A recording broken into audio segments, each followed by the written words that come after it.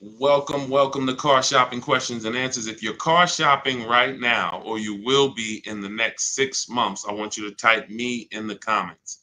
If you are car shopping right now, or you will be in the next 6 months, type me in the comments.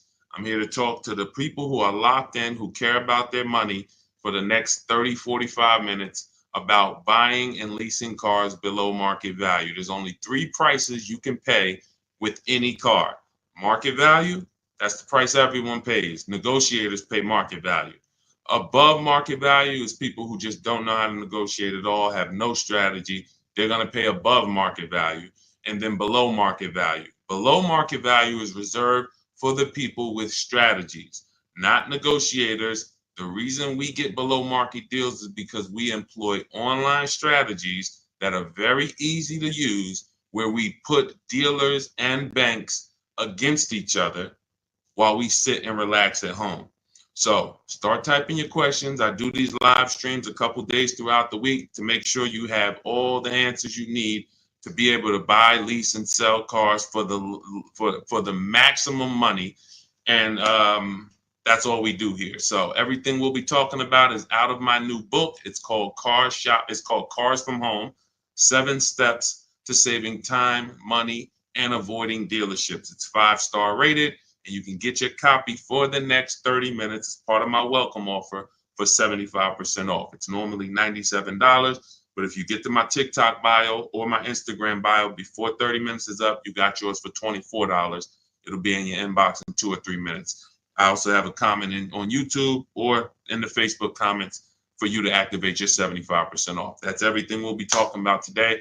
Let's go with the first question, Dolan. Let's get the show on the road. And let's get to some unlearning and relearning. Philly Speed, the last car I bought, the dealership wanted me to use their financing instead of my pre-approval. So we always let the dealership see if they can beat the financing we have, but we also come in prepared. And now you got to be careful now, because banks are now scamming. Banks are locking people in with hard credit pull pre-approvals. So they know that the people are hip to pre-approvals. And so I want you to pay very close attention to any company, dealership included, that tries to lock you in, because that's the exact opposite of what we do. We do not let banks and dealerships lock us in, because that prevents us from shopping their competition. And the way that you save the big money, not the hundreds, if you want to save the thousands, the 3,000s, the 5,000s, the 10,000s, and more, is you're putting dealers and banks against each other. That is the name of the game, and that allows you to save more money than you've ever saved without being you could be the world's worst negotiator. You could be a horrible negotiator, and putting dealers and banks against each other is going to be how you save more money than the best negotiator in the world. So we don't do pre-approvals unless they're soft credit pull. If they're soft credit pull, we'll use the pre-approval to budget, because the only purpose of a pre-approval is to budget. Who's a homeowner? Type me if you're a homeowner. You know you got a pre-approval, or you got pre-approved for your mortgage to budget. They told you, based on your credit, based on your income, you could afford this much house, 300,000, 400,000, 600,000. They told you this is what your interest rate would be. This is what your monthly mortgage payment would be with taxes and insurance. So the only purpose for pre-approvals is budgeting. So now, when you don't, the reason why I hate bad pre-approvals, in my book I call them restricted pre-approvals, is because, one, they're going to activate the rate shopping window. Thanks, Dawn. The rate shopping window is a period of time that the credit bureaus give you to let multiple banks and lenders access your credit with a hard pull to compete. So within a 14-day period, you can have 20 banks access your credit, give you their best rate, so that you know you got the best rate because you created competition. Now, once you activate the first hard pull, the clock starts ticking. The clock starts ticking.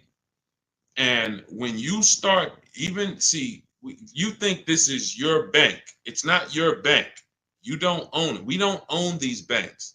These are for-profit companies. Just like somebody said to me the other day at the gym, hey, I went to my car dealer and they told me this. I said, you own a car dealership? He said, oh, no, no, no. I'm at the dealership that sold me the car. Okay, use those words wisely because it's not your dealership and it's not your bank. These people would not even want to know you if you weren't giving them money. So now that you actually know the truth and you're aware of what that is, let's start putting these people against each other so you can find out that these people aren't truly your friend. So the way we do it, I have a strategy I call the bank bidding war.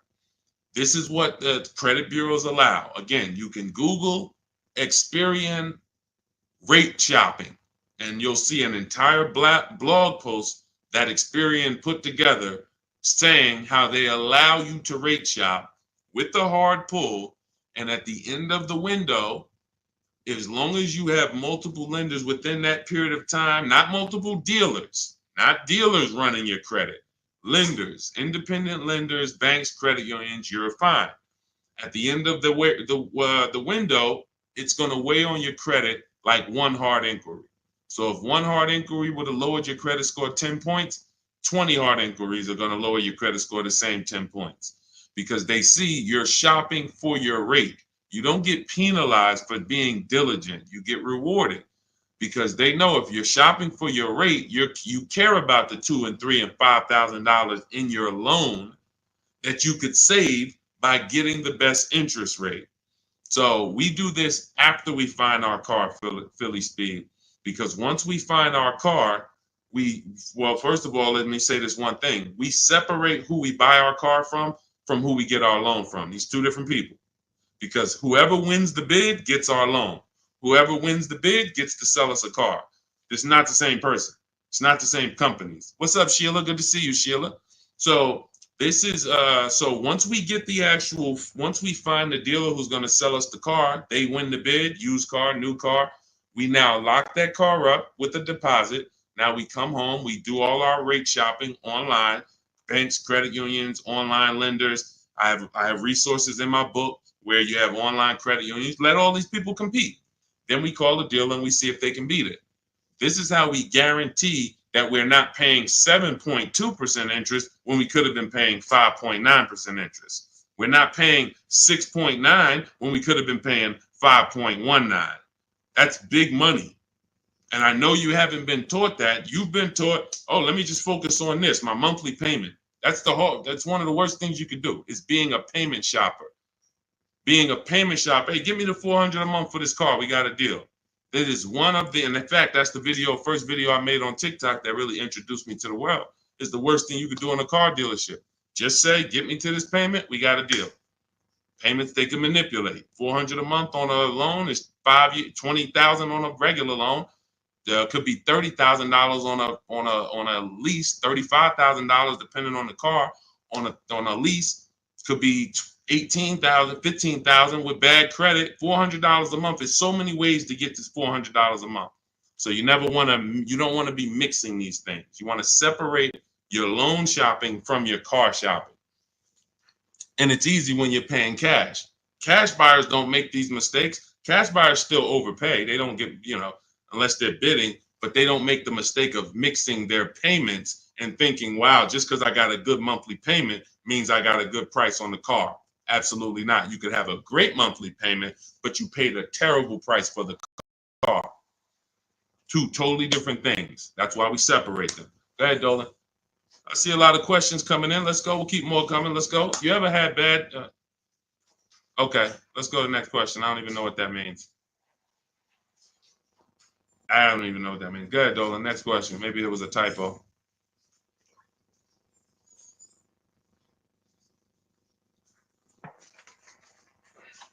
Can you please let us know if there's any limits for gap insurance if I'm upside down? It depends on on the coverage. You need to find out the coverage. There are gap insurance policies that I've heard of that didn't cover the entire shortfall. So, for example, if your vehicle is worth $25,000, but you owe $30,000, you're upside down. If your vehicle gets stolen and not found or totaled, you're going to owe money. And I've seen this happen so many times throughout the years because people didn't get gap insurance. They'll literally total their car. And then so now you got a horrible life event that happened. You got into a car accident, and then you get a bill. You get a bill, and people are like, wow, where did I get this bill from? And it's like, your car was only worth 25, but your loan was 30. So if you're driving around in a car that does not have, that's not worth what you owe, but you don't have gap insurance, you're exposed. Something happens to that car, not only are you going to lose the car, you got a bill coming to you. So what I always say is, you got to know when you're upside down. You got to know when to get gap insurance. And you also have to know you don't have to buy it from the dealership. You can call your insurance company, see if they sell it. You can Google insurance companies that sell gap. Usually you can find it for a cheaper price than what the dealership is going to charge. But some of the worst, it's insult to injury. It's not many things like losing your car and then getting a bill on top of that. That's almost as bad as like having a car that's breaking down and then you got to fix something on it, but you still have a car payment. So the car doesn't drive, transmission's out, but you still got to make a payment every month. It's like, those are two of the toughest things. So know when you need gap insurance. Don't skip that. That's not a smart decision at all. But then check the coverage too, because he's asking about coverage. Check how much coverage. Do you have $15,000 of coverage? When you get your gap insurance policy, ask how much is covered if, God forbid, the vehicle is totaled. Go ahead, Dolan. All right. Hey, what's up, MT? I'm in the market to lease my first Mercedes. I'm looking for an S580E. Make sure you get multiple offers. So let me give you an example of somebody who shops for a luxury car, gets multiple offers, and this was an electric BMW. Where's Teddy's deal? Teddy got a $73,000 BMW i4 M50. He got it for, he said he got 10 offers. Now, we use a process in my book, it's called the 25 to 5. When you're getting a new car or a lease, you're reaching out to new car dealerships. And the reason why the strategy is called the 25 to 5, because we're going to get 25, we're going to connect with 25 dealers online. Takes us 20 minutes. Using my email scripts, we're going to get 5 offers. So it's 25 connections, 5 offers, 25 to 5. Now, some people you'll see they've gotten more offers using the strategy. In Teddy's case, he said, I received 10 offers.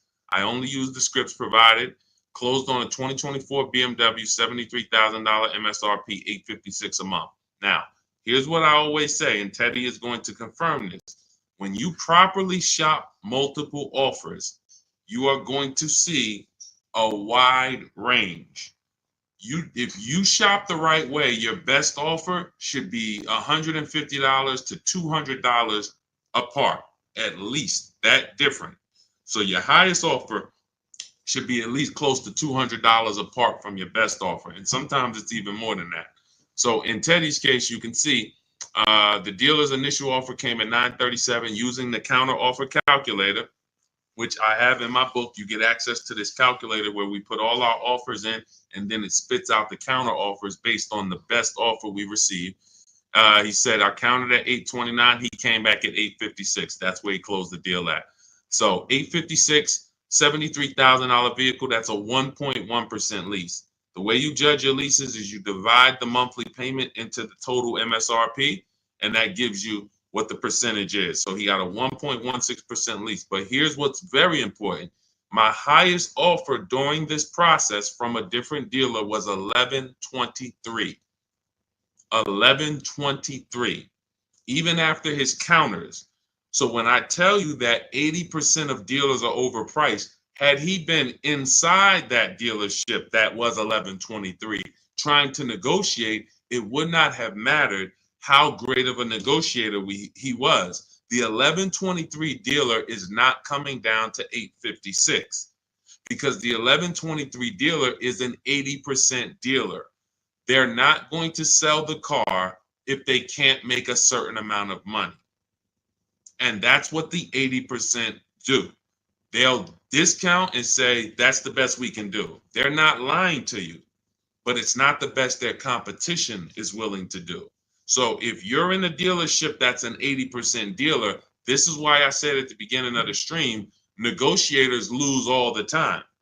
Great negotiators who don't use a bidding system lose all the time. I don't care if you're in sales, you say, Deshone, I've been in sales, I negotiate for a living. You lose all the time because there's no way for you to know the bottom of a vehicle. You don't know, is the bottom 7,000 off? Is it 3,000 off? Is it 15,000 off? What's the bottom? And the only way for you to know the bottom is to get multiple offers from multiple dealers and see the one who gives you the best offer. That's what confirms what the bottom is. So this is what you do. If you're talking about leasing an S580, this is what you do. You get multiple offers. On an S580 $100,000 car, you should see a $400 swing from your best offer to your worst offer. You might see $1,100 a month and you might see $1,500 a month from one dealer. That is from a different dealer. That's how different it is. Now, if you want to call around and try to get the quotes yourself by the phone, you can do that. We don't do that. We use email because I believe that most people don't like talking to car dealerships. Believe it or not, there are some people who do, and God bless them. Go ahead, do your thing if that's you. Start calling around. But if you're like, you just want to be able to copy and paste and use emails, that is all in my digital book, Cars from Home, 7 Steps to Saving Time, Money, and Avoiding Dealerships. It's already 5-star rated. Thank you to everybody who's taken the time to write a review about the book. This is one that we got the other day. Marguerite, I started pulling these up. This book is a must if you're thinking of getting a new or used car. So much has changed in the process since I bought my car 40 years ago. Think of it as a workbook. Even though you finish the book, you'll refer back to it several times. This is another one that I snatched. Deshone Auto book, Leave Nothing to Chance, from A to Z. He covers every aspect of car research, acquisition. I use the step-by-step approach from securing financing first to better understanding what I could realistically afford. Researched several vehicles, which led to the certified pre-owned. I reviewed my car specs, model years. See, what he's doing is he's walking you through the process I walked him through. That's what it is. It's a process. So when you get Cars from Home, my digital book, you now have a process for getting below market leases, process for getting below market car deals, a process for selling your lease instead of returning it to dealers and they go and sell your lease and make $2,000, $3,000, $4,000 and you didn't even know you could sell leases. You sitting here like, man, I didn't even know you could sell a lease. How much has that cost you? Let me ask you a question.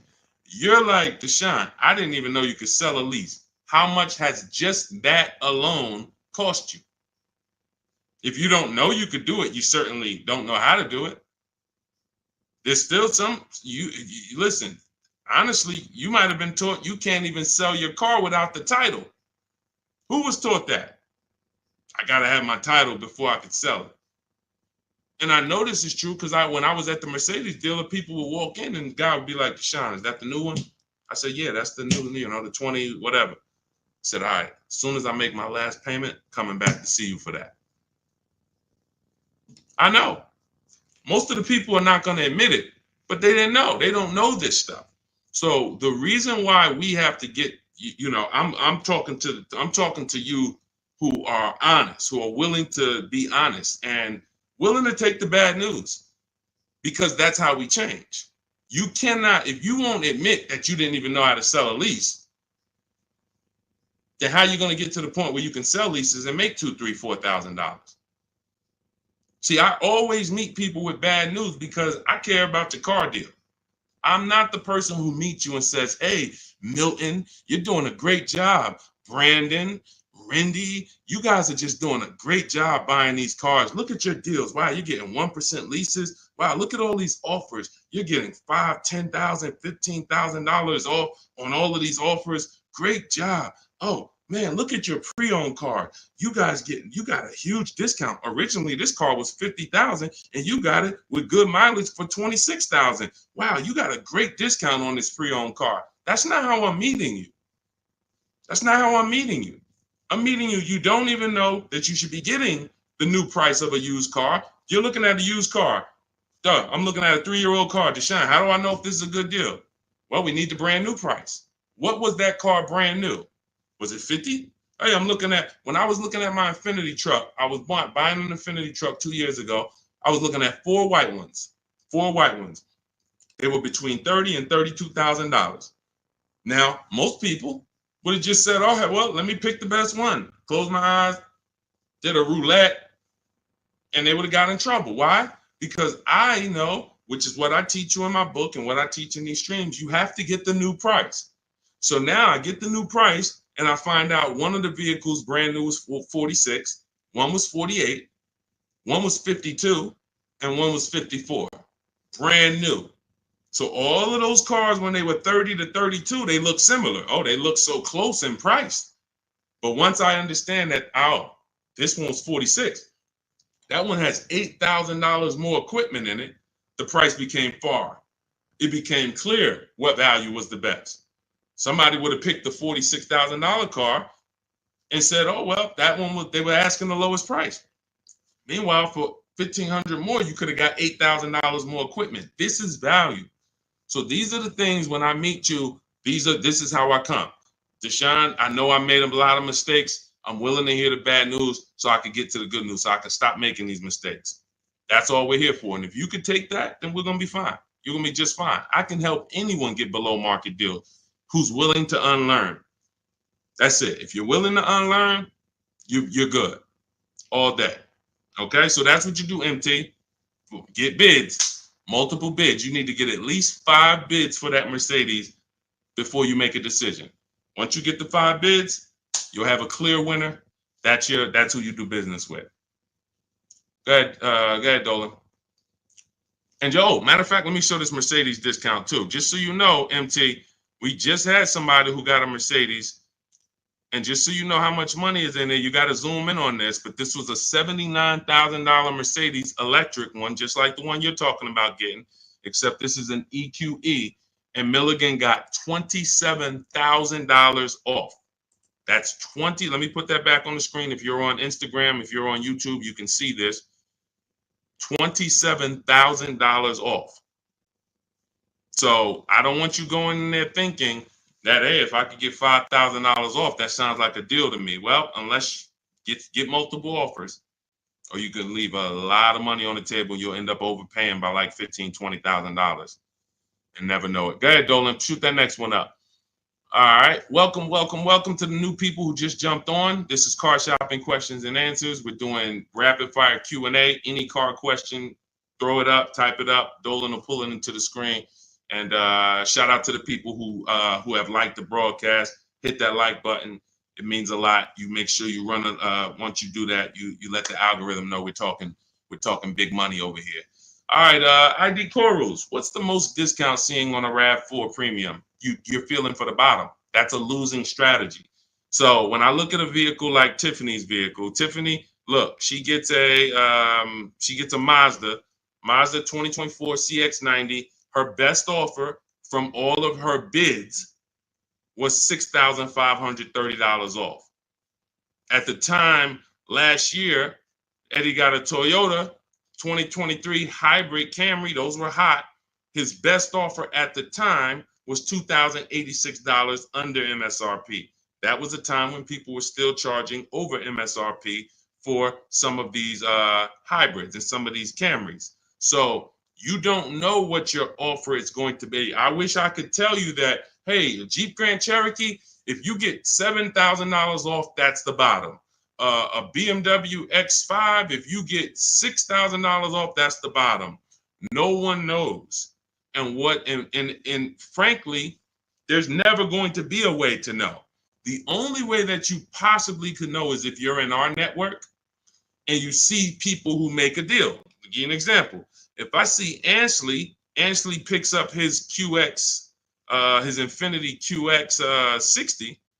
I see Ansley, let's see, he picks up his Infinity QX 60, $58,000 vehicle. He gets it for $554, no money down. He leased it. $554, no money down on his lease. That's a under 1% lease, if you're not aware of how leases are judged. savvy people all know about the 1% rule. So if your lease payment is 1% or less than the MSRP, you stole a vehicle. So this is a 1% lease, no money down. That's the only way we can judge a 1% lease, not with money down. So when I look at the discount on this, he probably got $7,000-8,000 off that Infiniti. He might have got you can't get that type of payment without getting huge amounts off and huge rebates. But he did not know that he was going to get that type of payment on his Infiniti. He did not know that he was going to get that type of payment. He went in, he shopped the market using our strategies. And just so you know, once you know how to do this, it only takes you 90 minutes to shop the market. When you see these people, look at Ansley's last sentence. Started the process Saturday, accepted a deal Monday. This doesn't take you, I'm not ever going to spend more than 2 hours car shopping to get a deal. Never.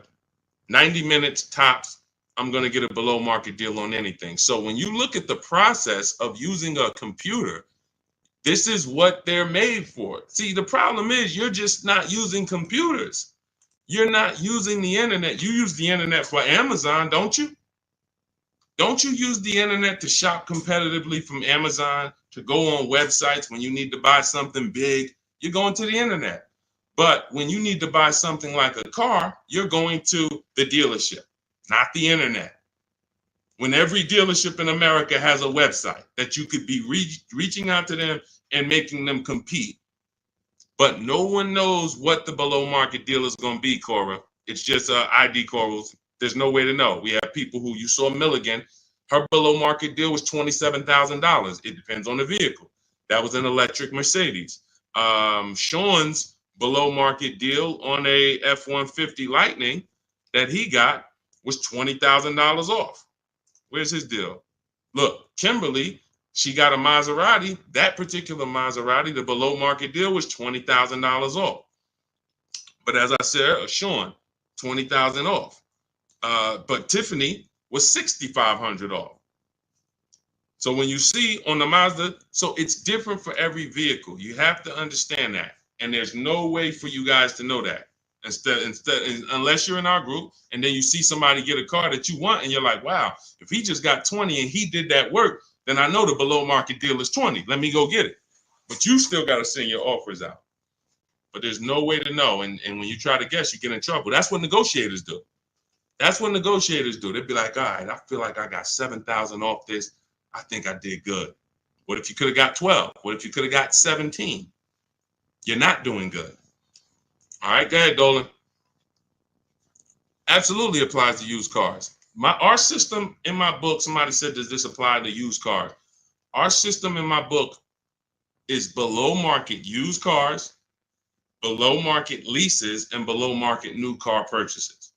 We also have the bank bidding war where we make banks and credit unions bid for our business instead of going and begging one bank to give us a loan. So we also sell leases and sell. So we run pretty much an organized bidding system for car buying and leasing. That's what we do. In a nutshell, what separates Cars from Home from any other channel? What separates my teachings from anyone else? We have an organized system for making people bid for our business. We send them through a round robin. That's how we have grandmothers who save more money than the best negotiator. It's just that simple. Rosalie. Rosalie's deal is insane. Look at Rosalie. And I wish some of you, I know some of you have these cars. That's the reason I show all of these different cars, because you might have these cars and you didn't get these prices.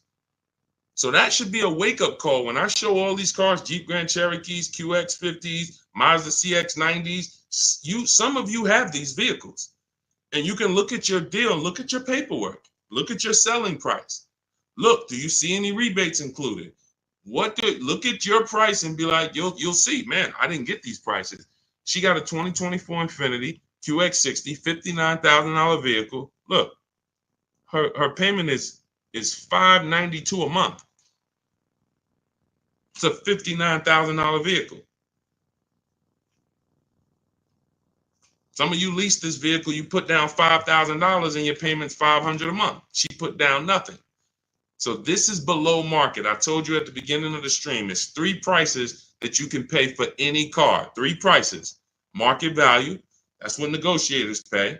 Above market value, that's for people with no strategy pay. Can't negotiate, no strategy. Just please, just get it over with. Tell me what it costs. They're paying above market value. And then below market value. Below market value is reserved for the people who know how to make people bid and compete for their business. Okay. All right, go ahead. Every time you get a hard pull on your credit, it brings down your credit score. That's why you want to mix them with, you want to have, all right. So first of all, you want to understand that this is called the bank bidding war. And this is an organized process that we created based on what the credit bureaus allow. The credit bureaus allow you to have multiple banks and lenders access your credit within a certain period of time, and it will show as one hard inquiry on your score. You'll see the inquiries, but the score, where one inquiry might drop your score 10 points, you could have 20 inquiries, but it's still going to be the same 10 points. And you can Google very simply, go to Google, type in Experian, which is a credit bureau, rate shopping. And you'll see the article that Experian themselves wrote telling you how you can rate shop. Banks don't want you to know this. Dealerships don't want you to know this, but we do this. So this isn't something that's new to us. It may be brand new to you, but think about that. If you are letting a lender lock you in to one offer, that means you're not shopping your interest rate. If you're going to Navy Federal because you're so gung-ho and super chummy with Navy Federal, but you're not letting anyone else compete against them, then you're not getting the best interest rate you could be getting. You certainly don't know it. You think because, oh, Navy Federal, they're my credit union, they would never charge me a higher interest rate than someone else would. Who said that? Their goal is to make money. So we use a strategy that is allowed by the banks, by the credit union, by the credit bureaus, and most people don't know about it. That's fine. Most people don't know anything about what I'm talking about. So everything that we're talking about here, most people don't know about selling leases. Most people don't know about getting bids for their cars instead of trading. Most people don't know about sitting online and contacting 20 dealers to get a lease quote using online scripts, emailing only to get 5 offers. Most people don't know about anything we're talking about, leasing, and how leasing saves you way more money than buying unless you keep your cars 8 years. If you keep your cars 8 years, then leasing doesn't save you more than buying. But if you don't keep your cars 8 years, leasing, getting below market lease deals like some of the ones you see that I've shown you, saves you way more, thousands more than buying.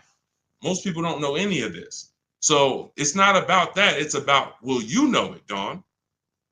I don't care about what most people know. I care about the people who are like, look, I want to know this.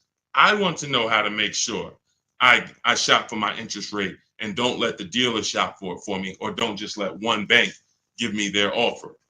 No, it's too much money.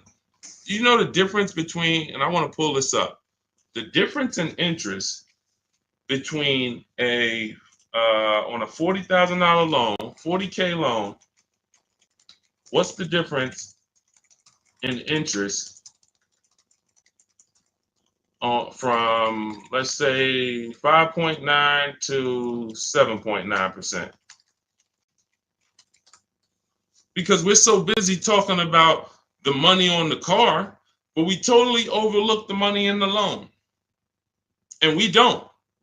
So when in my process, those of you who have my book, you know the bank bidding war. You know we're taking shopping at home for our loan just as serious as we're taking getting the best price for our car.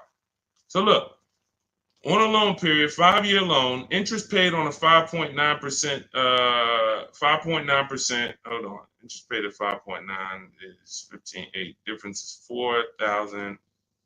Positive comparison and interest cost, $40,000 loan over 3 years and 5 years. $11,000 in interest? That can't be right.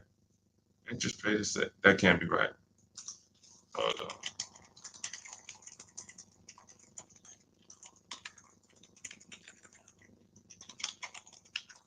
$7.9%. How much interest is paid on a 5-year loan? 7.9%. Could be over $15,000. That's impossible. 7.9 is that's impossible. Hold on. Now I gotta figure this out. I know it's a big difference. I know it's thousands different, but on a $40,000 loan, hold on. Wow.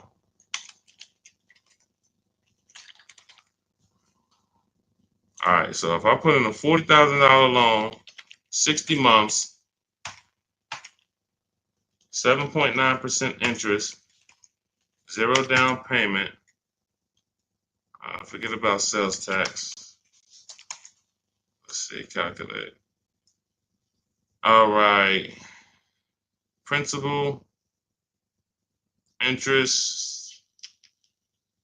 Why is it not giving me? Here we go. Total loan interest is $8,500. Okay, that sounds more right. Okay, so on a $40,000 loan at 7.9, interest is $8,500. Now at 5.9, interest is $6,200. $6,200 versus $8,500. That is $2,300. $2,300 from 7.9 to 5.9. So when Navy Federal gives you a 7.9% rate and you're just like, oh, well, I guess I'll just take it. That's my credit union. And you're not shopping them. You're giving them money without even trying. And everything we do is quick, simple from home. But you need to understand how much money you have given to these banks and dealerships by just not making them compete. You're not just magically getting big money off and saving all this money. That's just not, it's too much money in car deals. Go ahead, Dolan.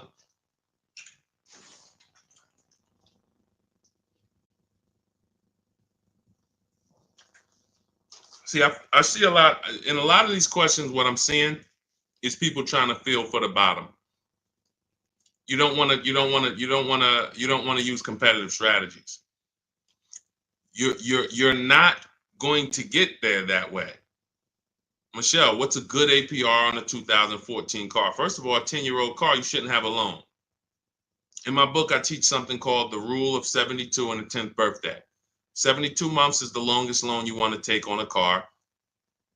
Anything longer than that is like a 50-year mortgage. If you got to take a 50-year mortgage to afford a house, you can't afford the house. So why is the 10th birthday there? Well, that's because we should have the car paid off by the 10th birthday.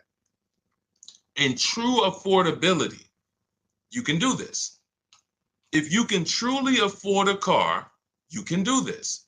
You can get a car on a 6-year loan that has a payment that you can pay off by the time the car turns 10.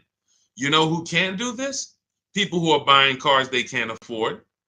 People who want to get the Dodge Hellcat or the Dodge Demon and they can't afford the $70,000. So they're going to get one that's a 2017 with 90,000 miles on it, and they're going to pay 15 for it, 15,000. But the car is crap. Car's crap, 18,000, 20,000, but it's crap. Cars hasn't been taken care of, and they're going to take out a 6-year loan on it. So they're going to take out a 6-year loan on a car that is already old with high mileage. I've seen this. I call this the repo recipe. Some of you may have seen the video that I made on the repo recipe. The repo recipe created the rule of 72 and the 10th birthday, where I started looking and saying, by far, the amount of people I see losing cars to repossessions are people with loans on older cars. They own loans on older cars that instead of getting a nice, smaller, maybe less socially impressive used car, they want to get something that looks better, has more amenities to them, as more in a class of luxury. all right, Deshaun, I could get this 2015 BMW.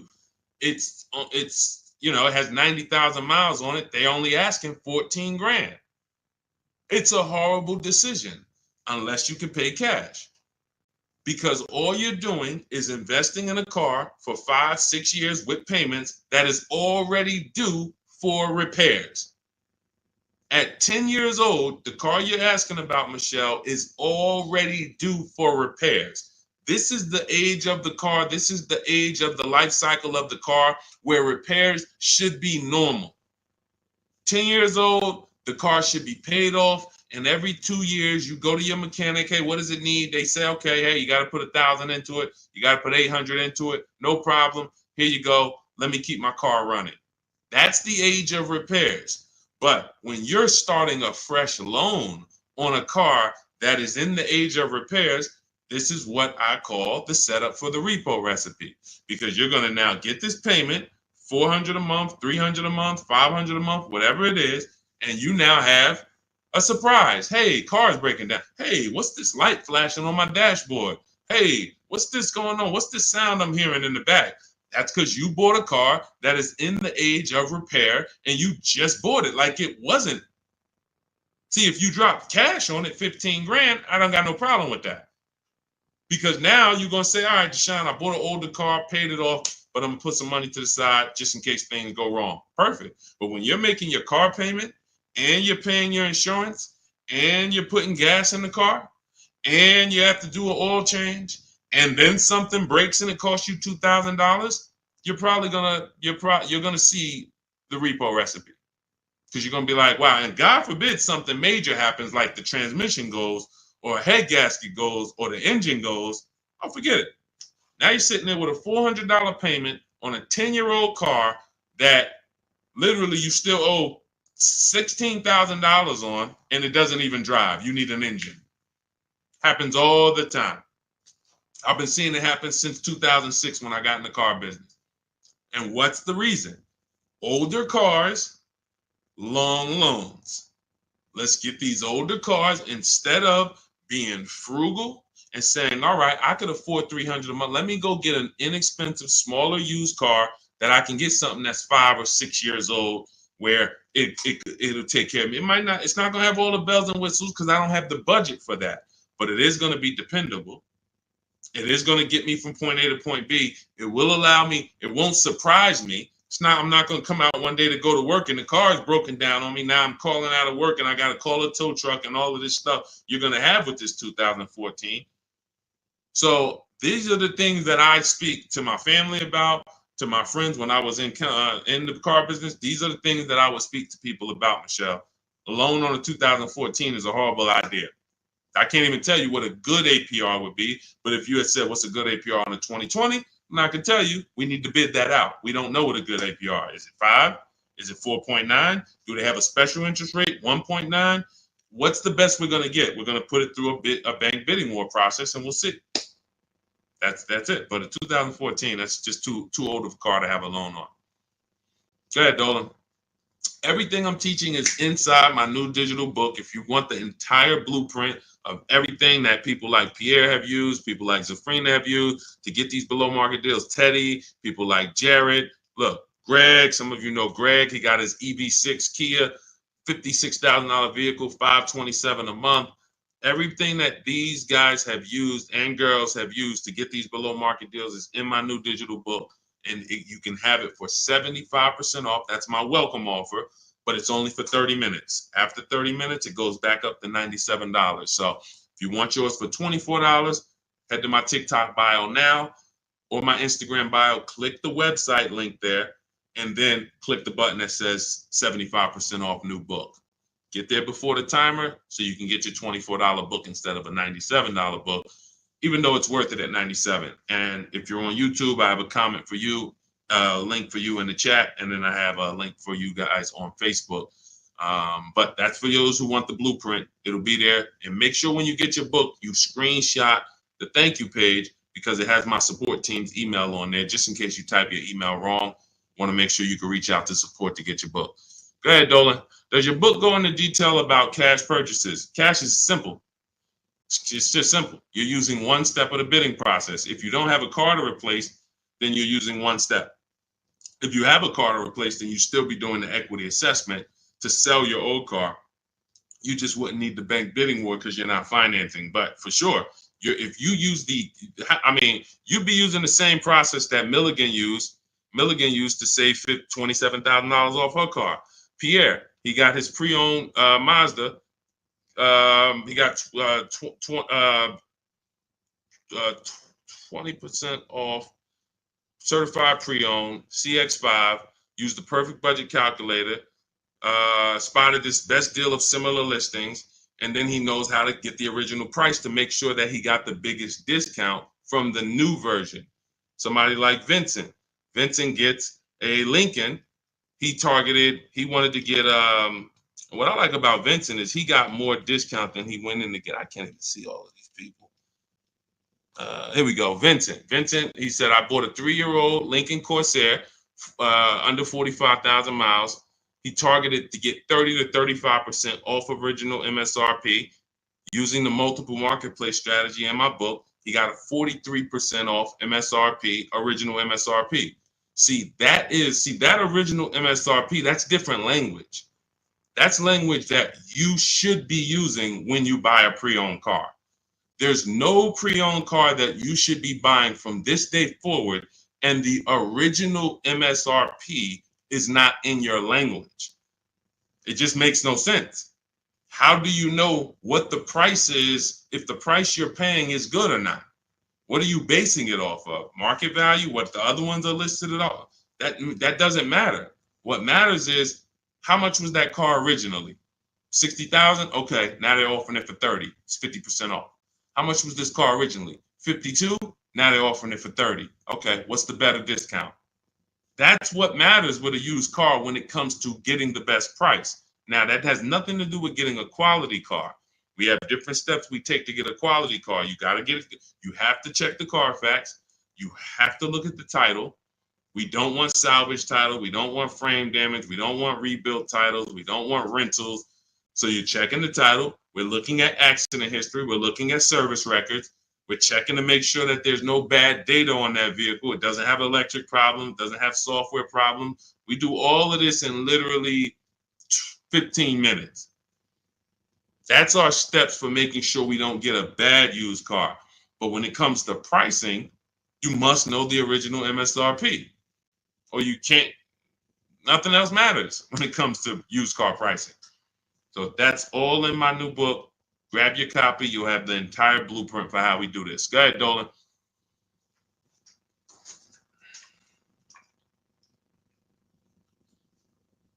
What do you do if your loan is upside down and you want to lease? Transfer it over. In my book, we have 2 ways to get out of a negative equity. There's 3 options with negative equity. 2 lead to a car, 1 does not. So just so you understand the severity of negative equity I call the bad credit for people with good credit. Because when I was at the dealership, people walk into Mercedes, and if they left with they could have an 800 score. If they had too much negative equity, they were not leaving with the car. So there's only 2 things that I've witnessed in my career that stop people from getting deals on cars. Credit's too bad, negative equity. So that means it's a serious thing. So what I say is understand the cause. The cause, which you seem to know already, Lavis, is you should be leasing, but you buy. That's why Lavis is asking about how going from a negative equity deal to a lease, because the taking out 5-year, 6-year loans is what you do. Then you go and you replace those cars in 2 or 3 or 4 years. You have negative equity. Happens all the time, especially to you who doing no money down deals. And to those of you who are putting down like 5, 10 grand, you don't have any negative equity, but you're losing that money. You're not getting that money back. You put down 5 grand, 10 grand on a car, then you come to trade it in 5 years, and you come to trade it in 3 years. You're not getting that 5, 10 grand back. You don't because it's just the car depreciates too much. So you're just throwing money at these cars that is not coming back to you. When you are going for a lease now, we have 2 ways that you're going to transfer to a lease from a negative equity deal. We're going to do our equity assessment. You're going to go to CarMax, go on these websites, CarMax, Driveway, Carvana, KBB, Instant Cash Offer, Car Gurus, and AutoNation. Sell my car. 6 offers. So they're going to give you 6 offers on your current car. Now, that is going to be the smallest amount of negative equity that you're going to have, because that's the best offers you're going to get. These are companies that fight every day to buy cars. That's what they do. So they're not lowballing. They're not saying, hey, we'll throw out one number here and then we'll negotiate. Hey, Charlene, good to see you. Good to see you, Michael Singleton. They're not doing that. They're coming in and saying, all right, we're going to put our best offer online. And then when we inspect the car, if there was something that you didn't tell us about the car, if there was something that you left out, we're going to need to deduct that when we inspect it. So they're putting their best offers online right there. And so that means that's going to be your lowest amount of negative equity, because you're getting the most for your car if you sell to one of them. So let's say your highest offer comes from a Car Guru's dealer who wants to buy your car for $19,000. Let's say you owe 21. You owe 21, they want to buy it for 19. Hey, Steve Long, what's going on? Good to see you. What should you do? You should pay the difference, because when you pay the difference, you're closing the deal with the least amount of negative equity. That's what you want. You're closing the deal with the least amount of negative equity. And so when you go buy your car, your next car, or lease your next car, rather, in your case, negative equity has nothing to do with the deal. So that's what you would prefer to do. Pay the difference and then go out and get bids for your lease and then do a clean deal. But now let's say, they offer you 19 and you owe 29. So you are now $10,000 upside down. You can't pay the difference. I don't have 10 grand to pay the difference. Okay. Now what you have to do is you have to transfer that negative equity to your next deal, which means you have to trade your car in. And we don't trade. We don't like trading because you can't get bids. What's up, Dion? Good to see you. You can't get bids. The reason why when y'all hear me say trading is a curse word is because you don't get the money your car is worth trading it. You don't get the money anything is worth trading it. So now you've bought this car, you found this deal, but now you have to go to the dealer and say, all right, I need you to take a look at my car. Now, what happens if Carvana offered you 19, but this dealer can only pay 17? It's just all they can pay. They can't match that offer. So you're going to have more negative equity in most cases when you have to do this. So, but that's okay. If you can't pay the difference, this is your only option. Now, it's very important for those of you who are trying to do negative equity trades and then go into a lease that you understand loan to value ratios, because that's what's stopping you from getting your deals. When you go to buy a car, the bank usually gives you 20% above the value of the car. That's the max the bank is going to really give a person with good credit. Sometimes a little more, but we'll use that it could go to 25%. Ridiculous banks will go to 30%, but 20% is really benchmark. So if the car you're buying is 40, the bank is going to lend you max 48,000. That's 20%. So no dealer, no bank. What's up, Benito? Nobody can get $50,000 approved on that $40,000 car. So when you buy your car, you're trying to buy the car, put the taxes in, put the fees in, and then throw the negative equity in. So the car was 40. Next thing you know, you're at 52, and you want to do a no money down deal. And you're wondering why you can't do a no money down deal, because the bank is saying we're not going to lend 52 on a $40,000 car. That's when they come to you and they'll say, hey, you got to put money down. Can you come up with $5 grand? Because we can't get the bank to approve it. It's loan to value. Now, also, what you need to keep in mind is when you can get big discounts off the vehicles, you can actually bring over more negative equity. When you look at Sean saved 20 grand off his vehicle. If he had to throw 7 grand negative equity on there, he could do it. If you had to throw it, honestly, he got a $20,000 discount.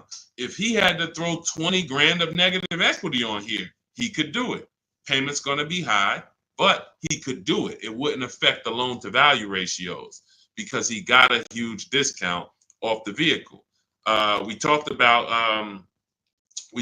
Tiffany. She got $6,500 off of her vehicle, her Mazda CX-90. If she wanted to slap $7,000 of negative equity on top of this deal, she could do it because she got a big discount. And the bank says, well, we're basing the loan off 44, not the fact you bought it for 36, 38. You got a big discount, but that we don't care about that. We're looking at 44 and we'll lend up to 51 or whatever. So if she gets $7,000 off and she wants to throw $7,000 in negative equity, the bank's going to say that's fine, no problem. So it has a lot. It has a lot to do with how much negative equity you have, and also what is the vehicle you're getting and how much discount did you get off that vehicle. That's what matters.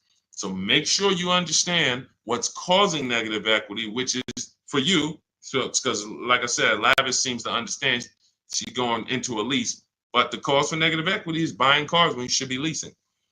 Very simple. Yeah, Bella, that's a $7,500 rebate, and that's not the only thing you should be thinking about. Like you want to look at what discount can you get in addition to the $7,500 rebate. That's how we have people that are saving, $15,000, $10,000, $20,000. They're getting the rebates for the electric vehicles, but they're also getting huge discounts from the dealers that are winning the bid. Go ahead, Dolan, shoot the next one out. Okay, all of this is in my new digital book. It's called Cars from Home, 7 Steps to Saving Time, Money, and Avoiding Dealerships. This is the blueprint. This is 14 years of car business experience with Mercedes, with General Motors, and running my own brokerage and teaching thousands of people online how to get these below market deals and using a system. We don't wing it. It's not an accident. It's not like, oh, I hope this works. This is a particular set of things you do online to make dealers and banks bid, and success is guaranteed. If you trust my process and forget about your old way of no process, you will be fine. The success is guaranteed. So as part of my welcome offer, you can get the book for 75% off. It's normally $97 because it's worth every penny. I didn't want to price the book like it was a regular book because it's not. So it's normally $97, but for 30 minutes, you can get your copy for 75% off as long as you get to my TikTok bio, click the picture of me before 30 minutes is up. The welcome offer is only 30 minutes, then the price goes back up to $97. So you can go to my TikTok bio, go to my Instagram bio, click the website. You can go to the comment section on YouTube or the comment section on Facebook. Click the link and get your 75% off. But make sure when you get your book, you screenshot the thank you page, because it has the link right there to open the book. And then I also email you a copy, but sometimes you'll type your email in incorrectly and we can't email it. So you'll have my support team's email just in case. Is Capital One a good option to finance a car? We get bids. We spent a lot of time. You must have just jumped on, Jen. We get bids. There is no bank that is giving you the lowest rate. If a bank always gave you the lowest rate, they would be out of business. So when we consider what lenders, why do you think there's people in the money business? There are people in the money business. They don't care if you buy a car. I see you, Genome Hamilton. We'll get to you. Get that question from Genome on Facebook, Dolan, next. So why do you think there's people who are in the loan business? They don't sell cars. Banks don't sell cars, they sell money. So when you just see the overpaying, I told you guys, it's 3 prices you can pay for anything you get: market value, above market value, below market value. That means you can get a market value loan. That's the average. You can get an above market value loan, which is above average, 2-3 points higher than what you could have got just because you were lazy. Now you're paying not 8.2%, but you should have been paying 5.7%. But you just didn't bother. You just said, okay, I guess this is it. But below market deals come from competitive offers called bids. So when you are when Capital One should be a bank that you get a bid from, Navy Federal, Bank of America, Community Credit Union, Lightstream, everyone and anyone should be in the bank bidding war, because the more the better. So when you get my book, you get the bank bidding war blueprint. For those, every time you're going to finance a car, you would use that process to make banks and credit unions bid for your business, so that you guarantee you got the lowest rate. You don't drive off hoping you got the lowest rate when you didn't even make anyone shop. How would you have the lowest rate? There was no competition. We cannot get money off when there's no competition. The big money, the thousands of dollars off that you're seeing, is reserved for competition. This is reserved for people who make people compete for their business. That's what the big money is reserved for. Look, 4 days of leasing like a boss. Started with a Kia Telluride EX. That was my first choice. 15,000 mile a year lease, range from 642 to 753. Moved to Honda Pilot EX. All-wheel drive is choice B. Got quotes between 616 and 719 after contacting every dealer in North Carolina. We do this totally online, so Melissa's talking about the entire online process. The dealer I ended up leasing from originally quoted me 719, came down to 616 in 3 days, 0 at signing, 0.13% lease. This is what it's about. Competition. She knows she got the best price. You can't go to her and be like, Melissa, you think you could have did a little better? She's going to be like, look at all the offers I got. Do you think I could have did better? You're going to look and say, no way. See, competition is what gives you the peace of mind. Every time you buy a car, why don't you have peace of mind? Why are you driving away hoping? Driving away, oh man, you think we did all right? Should we have gotten tried to get more for the trade in? Shoot, we ended up putting 3,000 down. We only wanted to put 1,500 down. This is how you're leaving the dealership. Why? Because you're not making people compete. So when you're not making people compete, you're begging for discounts. And you have no leverage to be able to compare to even know that you got the best price. You have nothing to compare it to. So when people come on the stream and they're like, hey, Deshone, I'm paying $519 a month for this car. Is that a good deal? You have nothing to compare it to. Hey, I got a 2019 Mazda 3 for $17,000. Is that a good deal? You have nothing to compare it to. But if you had seen 7 Mazda 3s and then the one you got, it was originally, 31,000, but you paid, 17 for it. You know this. And this stuff is simple. This isn't building rocket ships. But this is reserved for the people who care about their finances. Everyone doesn't invest. Everyone doesn't save. Everyone doesn't, take financial literacy seriously in any way. But there are opportunities that flash past all of us where we can absolutely benefit from learning things that other people don't know. If you learn how to invest in stocks better than other people, you're going to do better than other people. If you learn how to get cars less than other people, you're going to get less than other people. This is not by accident. But you got to focus. This is your second most expensive purchase. So this is only for the people who are focused. This is for you. The blueprint, everything, my book, anything I do, the streams. The streams aren't for distracted people.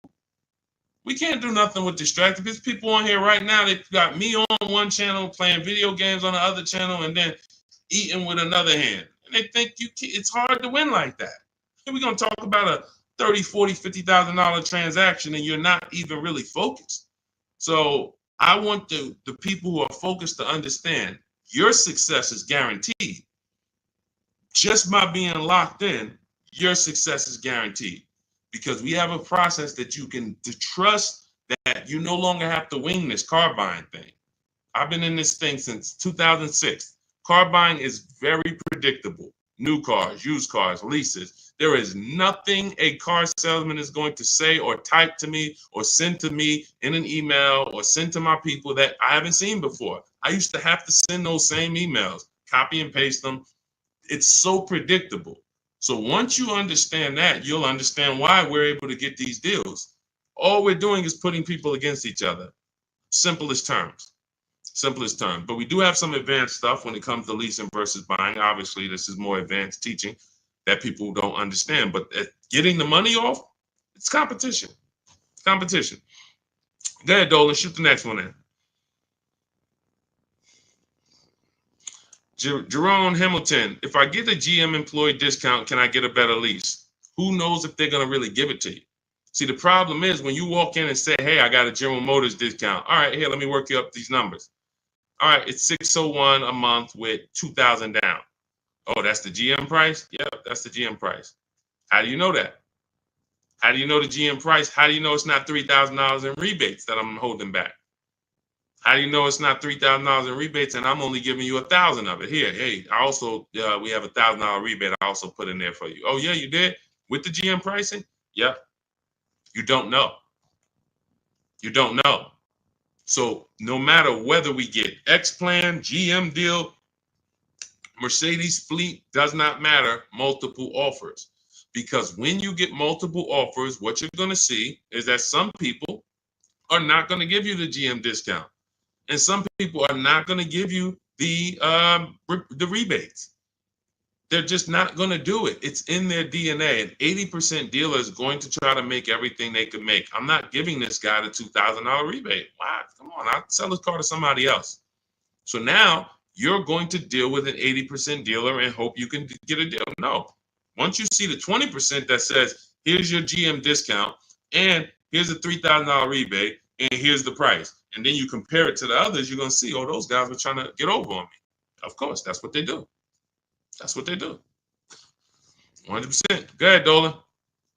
We always get bids. Doesn't matter. You can't trust anybody to give you a price and give you all the rebates and give you the hidden money like they're your friend. That's just not going to happen. If they rather make the $5,000 themselves, why am I volunteering money that you're not even asking for? You came in and you asked for a GM discount. I'm giving that to you, maybe. But you didn't ask me about these rebates. You didn't ask me about, I don't need to volunteer this. This is how they look at it. So many times you get in there, you go, oh, give me the invoice price. Can you give me the invoice price? We got a deal. Man, if half these people that I've shown you on this stream had accepted invoice price, they'd be looking at these prices that they paid and saying, why the heck did I pay that price? Invoice price means nothing. What if you got a $7,000 rebate, $15,000 rebate on some of these vehicles? What if you got a $4,000 rebate? Invoice price has nothing to do with rebates. So now, all right, I'll take off $2,500 to get you the invoice, but what about, that's it? You happy with that? Yeah, that's all I want. My father told me get the invoice price and I got a good deal. All right, your father was sadly misinformed. Unfortunately, thank you. I'm gonna take a vacation on this commission that we just made $7,000 on you. My cut is probably $1,200. I got a nice pay. Thank you. Thanks to your dad too. It's a good guy. Good guy. Keep following his advice. This is how it goes. Unfortunately, these people are not your friends. And as a former car salesman, I keep it straight. I keep it straight because unfortunately, most people on here, you just I'm going to my car dealer. These people are not your friends. You invite Charlie over to barbecues. Charlie is my friend. He's been selling me cars for 20 years. Sold my dad cars. Once you start making him compete, next time you buy a car, lease a car, say, hey, Charlie, look, I'm going to get a number from you, but I'm also going to get numbers from a couple other dealers. Hey, what you mean? Watch Charlie get mad. Watch Charlie get mad. What you mean? What, you don't trust me? I've been doing business with you for 20, 30 years. Yeah, but I want you to actually, I just want to, this guy Deshone told me I need to shop around, always make sure, because it's a lot of money I could be leaving on the table. Oh, man, come on, man. See, that's a person that never wanted to compete. He would rather come to your barbecues, be friends with you so that you don't make him compete. Because the minute you start making dealers compete, you're going to see how much money you've been losing. That's the only way. It's the only way. You start making these dealers compete, you're going to see, dang, I've been overpaying. Some people right now getting phone calls right now. Hey, come on in. We're going to upgrade your lease. Good news. We're going to keep your payment around the same price. Who's getting these phone calls? Who's getting these phone calls? Good news. I can get you out of your lease right now and get you into a new lease about the same payment. Who's getting those phone calls? Who's getting those phone calls? I ain't been on since 5 a.m. KD. Chill out, bro. Chill out. Who's getting those phone calls? Right? Hey, come on in. I could get good news. I could get you in the brand new 2025. You don't even have to you don't even have to put no money down. Come on in, right? All of that, right? Everybody's getting those calls. Why? Because 2022 and 2021, they overcharged you and your payment is so high, even though deals are a whole lot better. They were better back then, but they put you in a high deal back then.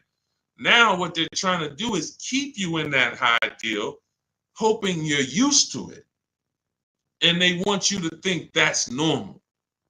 They want you to think, hey, Mr. Hayes, yes, you've been paying $750 a month since 2022. Good news. The market is all bad. The market's bad, right? Oh, yeah, I'm hearing that. Thank you. Thank you. I'm glad you're aware. Now, see, you say stuff, you don't even realize you say stuff that helps them make more money. That's why we don't talk in my system. There's no talking. But when you say, a lot of my friends been saying, man, these prices have been high. I don't even know if they ever going to come down. Yes, thank you. You're right. You're so right. We say the same thing in here every day, Mr. Hayes. But the good news is this. I can actually get you in a new vehicle and keep your payment around the same price as your old 2022. Oh, yeah, you can do that? Yeah. Man, well, I really like to come down. Yeah, but listen, things have not, interest rates are high, right? Have you been following interest rates? Yeah, I have been seeing that they're high and they've been high for a minute. Yeah, so that's all affecting the prices we can offer now. But, normally your price will go up by about $120. Normally you go into the 2025, but, I see you bought a car in the past and I was able to pull some strings, work with my manager, and we can get you on a new one, keep your price around the same. Okay, all right. When can I see it? Come on down. When can it come down? That price should be dropping from $750 to like $520 because the market is entirely different. There's been great deals out here since the daggone pandemic. It's been great deals. During the pandemic, we helped Bonita. Bonita got her Telluride. She got it for $600 a month during the pandemic. That's why I always show her deals. $600 a month. People are leasing these for $800 a month, $900 a month during the pandemic. This was 2022 when people were leaving out of the dealerships with axes in their heads. Couldn't believe how high they were paying. She believed $600 a month, her dream vehicle. So these deals have been out here. Look, Greg made this deal. Look, we've been making deals, below market deals. Look at Danielle. $44,000 vehicle, $550 a month, no money down. Charles, Palisade, $48,000 vehicle, $597 a month. Hyundai Palisade, top 5 SUVs in the market the last 3 years. So the people who tell you there's no deals, they don't know how to get them. So yes, when you go into, when you don't have strategy, I told y'all, I've said it, I think 3 times, maybe 4 on this stream. There's only 3 prices you can pay. Market value, that's what all the negotiators are going to pay. They think they did well. All they did is pay the average price of a negotiator. Now you got above market value. That's for the people who can't negotiate. You don't like negotiating. You're not good at it. You just close your eyes and hope that it works out for you. You're paying above market value. And then below market value, which is what you see these people pay because they're not negotiators. They make people bid. And when you make people bid, You don't have to be a negotiator. If someone comes in to fix, you want to get your kitchen redone, and they tell you, okay, it's going to be $50,000. Yeah, hey, is that your best price? All right, yeah, all right, because I'm going to have 3 or 4 other people come in and get a number too.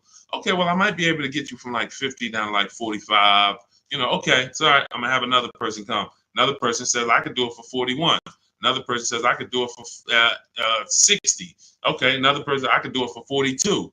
Now you're creating competition, and all of them you tell, hey, I'm getting multiple bids, and they're going to give you their best offer. Doesn't mean they're going to win, but when they know you are getting other prices, they're going to give you their best offer. And that's what I tell you. When people say that's our best offer, Mr. Nunn, that's my best offer, Mr. Henderson, they're not lying to you. That's their best offer. They're not going any lower because they want to make a lot of money. Look, man, I'm making $6,000 on this car. If I can't make it, I'll sell it to someone else. I'll sell it to someone else. I don't need to sell. That's how the 80% of dealers think. You expect the incentive to get a lot better the next few months, especially Ram. What are the incentives now? Unless you can tell me that you shop multiple dealers for Rams and you can show me 5 different offers you've gotten on a Ram, you don't know what the incentives are now. How can we wonder if stuff's going to be better? What are you comparing it to? You went into one dealer, Dodge dealer, hey, how much is this Ram? They told you and you're like, oh, well, that's expensive. 80% dealer. 80% dealer. And again, the only way for you to see how much you've been overpaying is to start using these strategies that we teach for multiple offers. And I know, sometimes it's hard to face that. Sometimes you would rather not see how much you've been losing. And that's understandable. It doesn't make financial sense, but it's an emotional decision that's understandable. I don't want to know, Deshone. I would rather keep shopping the way I've been shopping and save no money or the same money rather than shop the new way and then see that the old way was costing me tens of thousands of dollars. That doesn't make financial sense. But the people when you ask, are the incentives good? You got to know what the incentives are now. That means we run the market. When I was shopping for my mother a couple years ago, I ran all the offers on a Mazda CX-5 for her in October. I didn't like the deals. I didn't like the lease offers. I contacted them again in November, emailed them all again. Hey, what do we look like in November? Didn't like the deals. Emailed them one more time in December. Or one of the dealers actually reached back out to me and said, hey, I got this car coming in. We did the deal in December. That is keeping track of incentives. That's monitoring programs. If I shop the Ram right now, it'll take me no more than 60 minutes to get literally 5 to 7 offers on Ram. Using my system, the 25 to 5 strategy in my book, I go into the book, I literally use my scripts, and in 60 minutes, 90 minutes, I'll have 5, 7 offers on Rams. That's just how it works. So now I'm able to look and see, all right, what type of discounts are they offering? What are the incentives? What are the programs? Do I like them? Do I not? All right, let me check back let me check back next month. Let me see if there's any new incentives. So that's the way it works. That's the way you move the market. We have to be able to monitor what the deals are. But I see, unfortunately, there's a lot of you who you want to try to fill for the bottom. That's just what you've been trained to do. It's a losing strategy. I would love for you, if I was still at the dealership, I'd love for you to come and try to fill for the bottom. Especially if I work for a manufacturer where we got rebates a lot. Come on in, fill for the bottom. $3,000 off is a good discount. When's the last time you got $3,000 off a vehicle? I just think, I think I might be able to get more. Okay, listen, we settle at 5. You don't know I had a $5,000 rebate, so you're just not going to know. So you can sit here and feel for the bottom all you want. It's not going to work. You're still going to leave wondering, hoping it's a losing battle. That's why I'm trying to tell you, stop doing it. Stop doing it. You're asking, okay, what's a good interest rate for this vehicle? You're trying to feel for the bottom instead of sitting at home the way my book teaches you and making people bid and come to you and have all of these people begging for you to do business with them. Oh, how much discount should I be getting off of a Toyota Camry? Feeling for the bottom. Instead of sitting at home, contacting 25 dealers online, using my strategies, using my scripts, and saying, okay, now I got 7 offers on a Toyota. Oh, I see the biggest one is giving me 5,000 off. Okay, that's the market. That's the below market. You cannot feel for the bottom. You can keep doing it. It's just a losing strategy. You're never going to get the discount, the maximum discounts, feeling for the bottom, walking into a dealer. It's just never going to happen. So for those of you who are tired of that, you're like, I don't want to be feeling for the bottom anymore, Deshone. I don't want to be worried about being a good negotiator, Deshone. I want to be able to have a plain, simple system for getting dealers and banks to bid for my business. That's what Cars from Home is, my digital book. 7 steps to saving time, money, and avoiding dealerships. You can get your copy for 75% off. That's my welcome offer. In my TikTok bio, click that picture of me, or click my Instagram picture, go to my bio, click the website, and then you'll see a button to activate your 75% off your book. Grab it. It'll be in your inbox. You'll have all the strategies necessary for paying these prices, the same prices you've been seeing me share throughout the stream. Or if you're on YouTube, I have a link for you in the comments. If you're on Facebook, I have a link in the comments for you. Grab your book, use it, and shop empowered. The old days are over. The days of going into dealerships, over. Spending more than 30 minutes in a dealership, over. You'll never do that again. Begging for discounts, over. Not knowing what to say, hoping, oh man, they told me don't tell them I had a trade. All of this garbage that they've been trying to, none of this stuff works because you're not employing competition. So all of those days of that's over. Watching social media videos, all right, man, let me try to remember this. All of that is over because we have the blueprint. It's already 5-star rated. You can Google it. Thank you to everybody who's reviewed the book on Goodreads. We appreciate you. We couldn't get to this many reviews and a 5-star rating without you guys taking the time to rate the book and review it. But grab your copy. As long as you get there before the 30 minutes is up, that welcome offer is only good for 30 minutes. After that, the book does go back up to $97, which is still a great price. But $24 is better than $97. So get there before the 30 minutes is up. TikTok bio, Instagram bio, YouTube comments, Facebook comments. Use the book and go win. All right? Unlearn everything you've been taught. That's the key. Leave everything you've been taught at the door. Trust this process. Success is guaranteed. All right? God bless you. I'll see you on the next stream.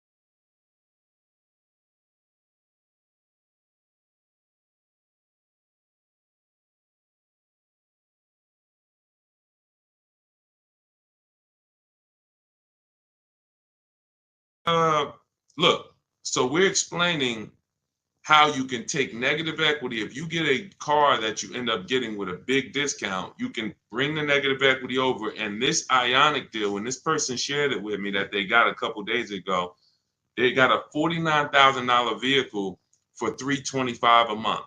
Using these systems, using what you're going to learn. But here's the thing. Let's say she had $7,000 of negative equity now.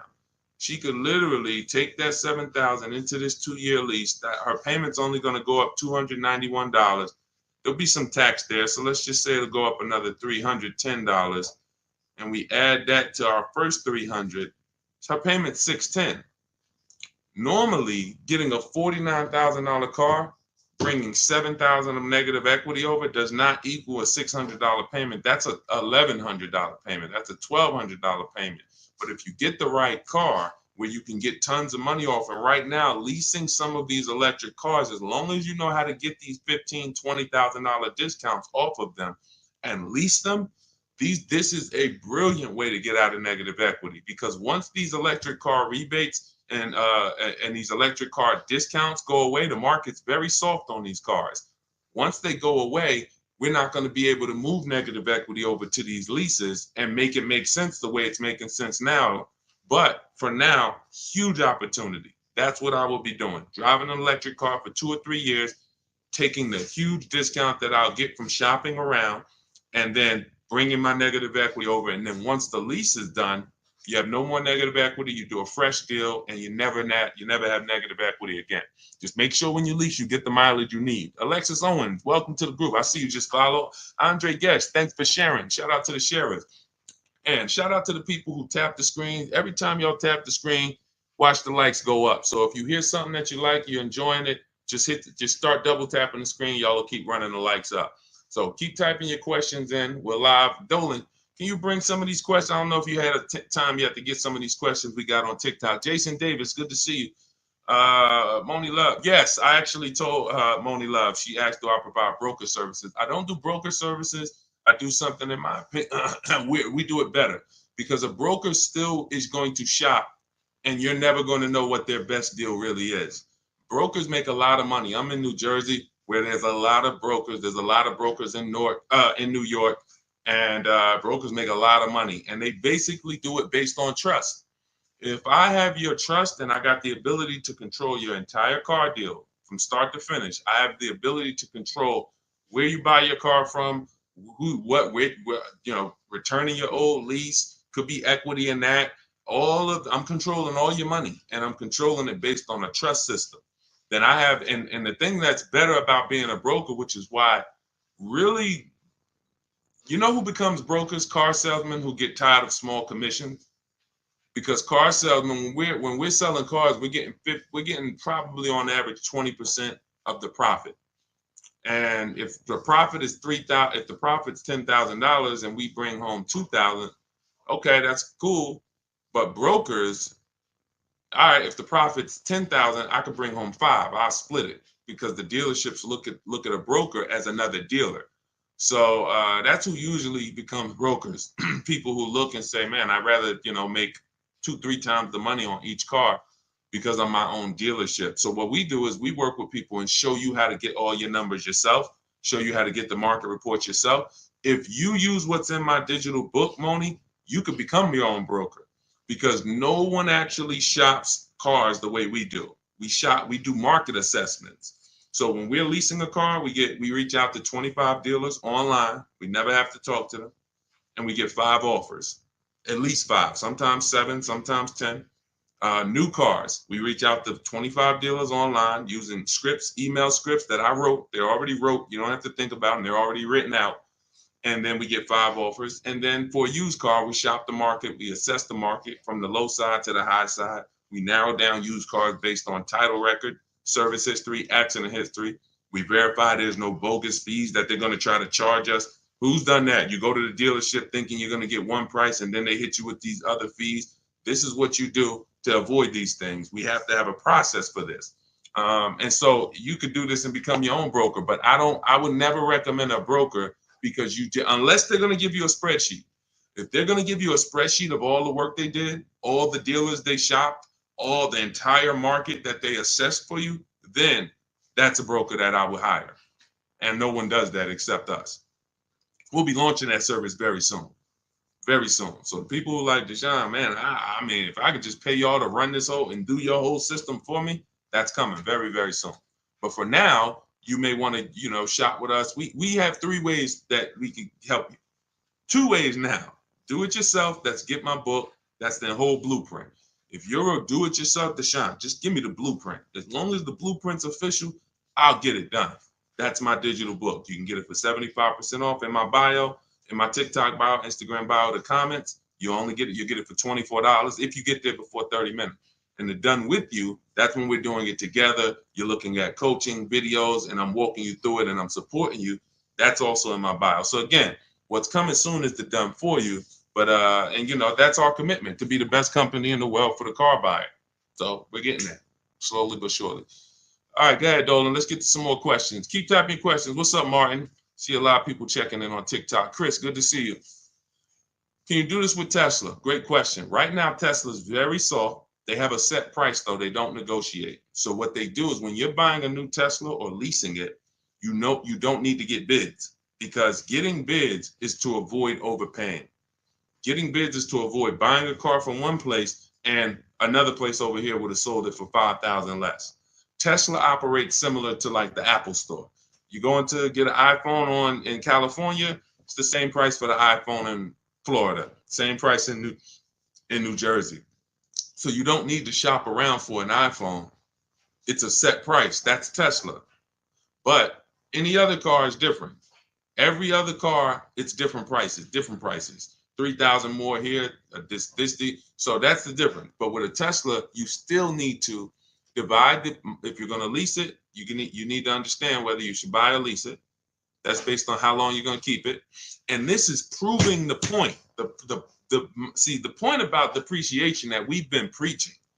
I've been preaching depreciation so many years to people who say, well, I don't lease cars, Deshone. They limit you on mileage. That's not true. You can pick your mileage up to 30,000 miles a year for most cars. You know, Deshone, I don't like to lease. I'm going to beat my car. They want you to have the car perfect. That's not true. They give you normal wear and tear. You can bring the car back with dings. You can bring the car back. They expect 3 years of wear.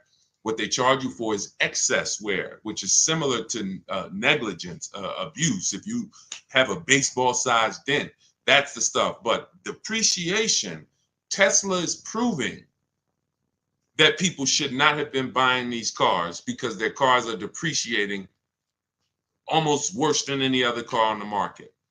And they sold you based on, we have this brand, Tesla, and people went out and buy these cars. They didn't want to lease, didn't listen to the advice. Now they bought a $50,000 car that lost 20% of its value in a year. These cars that were 40,000, they can get them for 30. This is the dramatic depreciation. Now, had you leased these Teslas, had you leased them, it wouldn't matter to you. You drop it off after 3 years, you pay your low payment. See, leasing protects you against depreciation. Car values drop through the floor, no problem. I'm good. The buyers, that's a horrible situation. I would hate to be in a Tesla that I bought 2 years ago and see the values dropping the way they're dropping. Okay, but yeah, that's what we did. That's the only part of the system that we don't have to shop around for, Brian, which is where we're going to buy the Tesla from. But we still need to understand if a lease makes sense. Divide the monthly payment into the MSRP. If it's 1% or less, you got to steal. If it's between 1% and 1.5%, that's a good deal. The lower, the better. We don't lease vehicles over 1.5. A lot of people got bad lease deals. A lot of people driving around right now in bad lease deals. They put a ton of money down. Their payments are way too high. Give you an example. Look. I'll give you an example. Look at Raphael. $45,000 Jeep Grand Cherokee, $549 a month, no money down.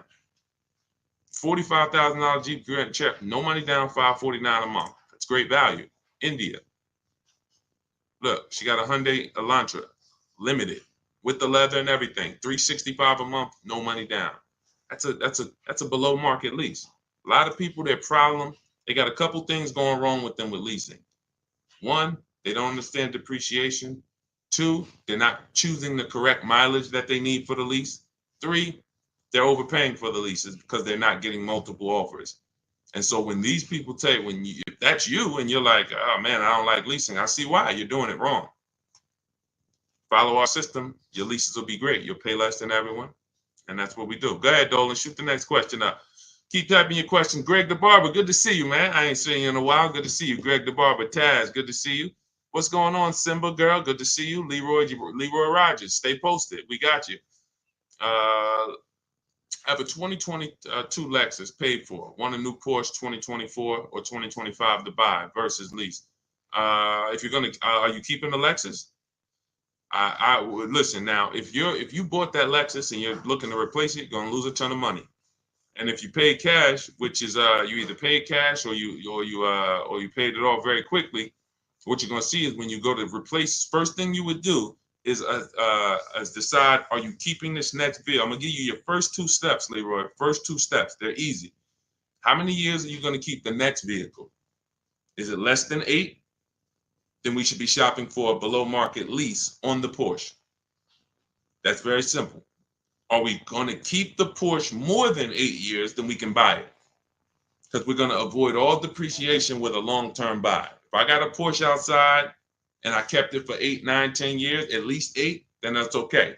Even if I overpaid for it, which I don't want you to overpay. If you really listen to me, then not only will you win with depreciation, but you'll pay less money for a Porsche than anyone else. I helped somebody get a Porsche Macan. He got 10, 15 grand off. He got so much money off, he didn't even understand the numbers. He just said, I had to get like 10 to 15 grand off of this because he had shopped it his way and he saw the numbers were so much higher. And then he met me, he used our system, and the price dropped by like 200, 300, close to 200, 300 a month. And he was like, I had to save like another 10, 15 grand off of this. I'm like, yeah, that sounds right. So that's the first question. You're going to keep it for 8 years. If you're going to keep it for 8 years, then we buy the Porsche.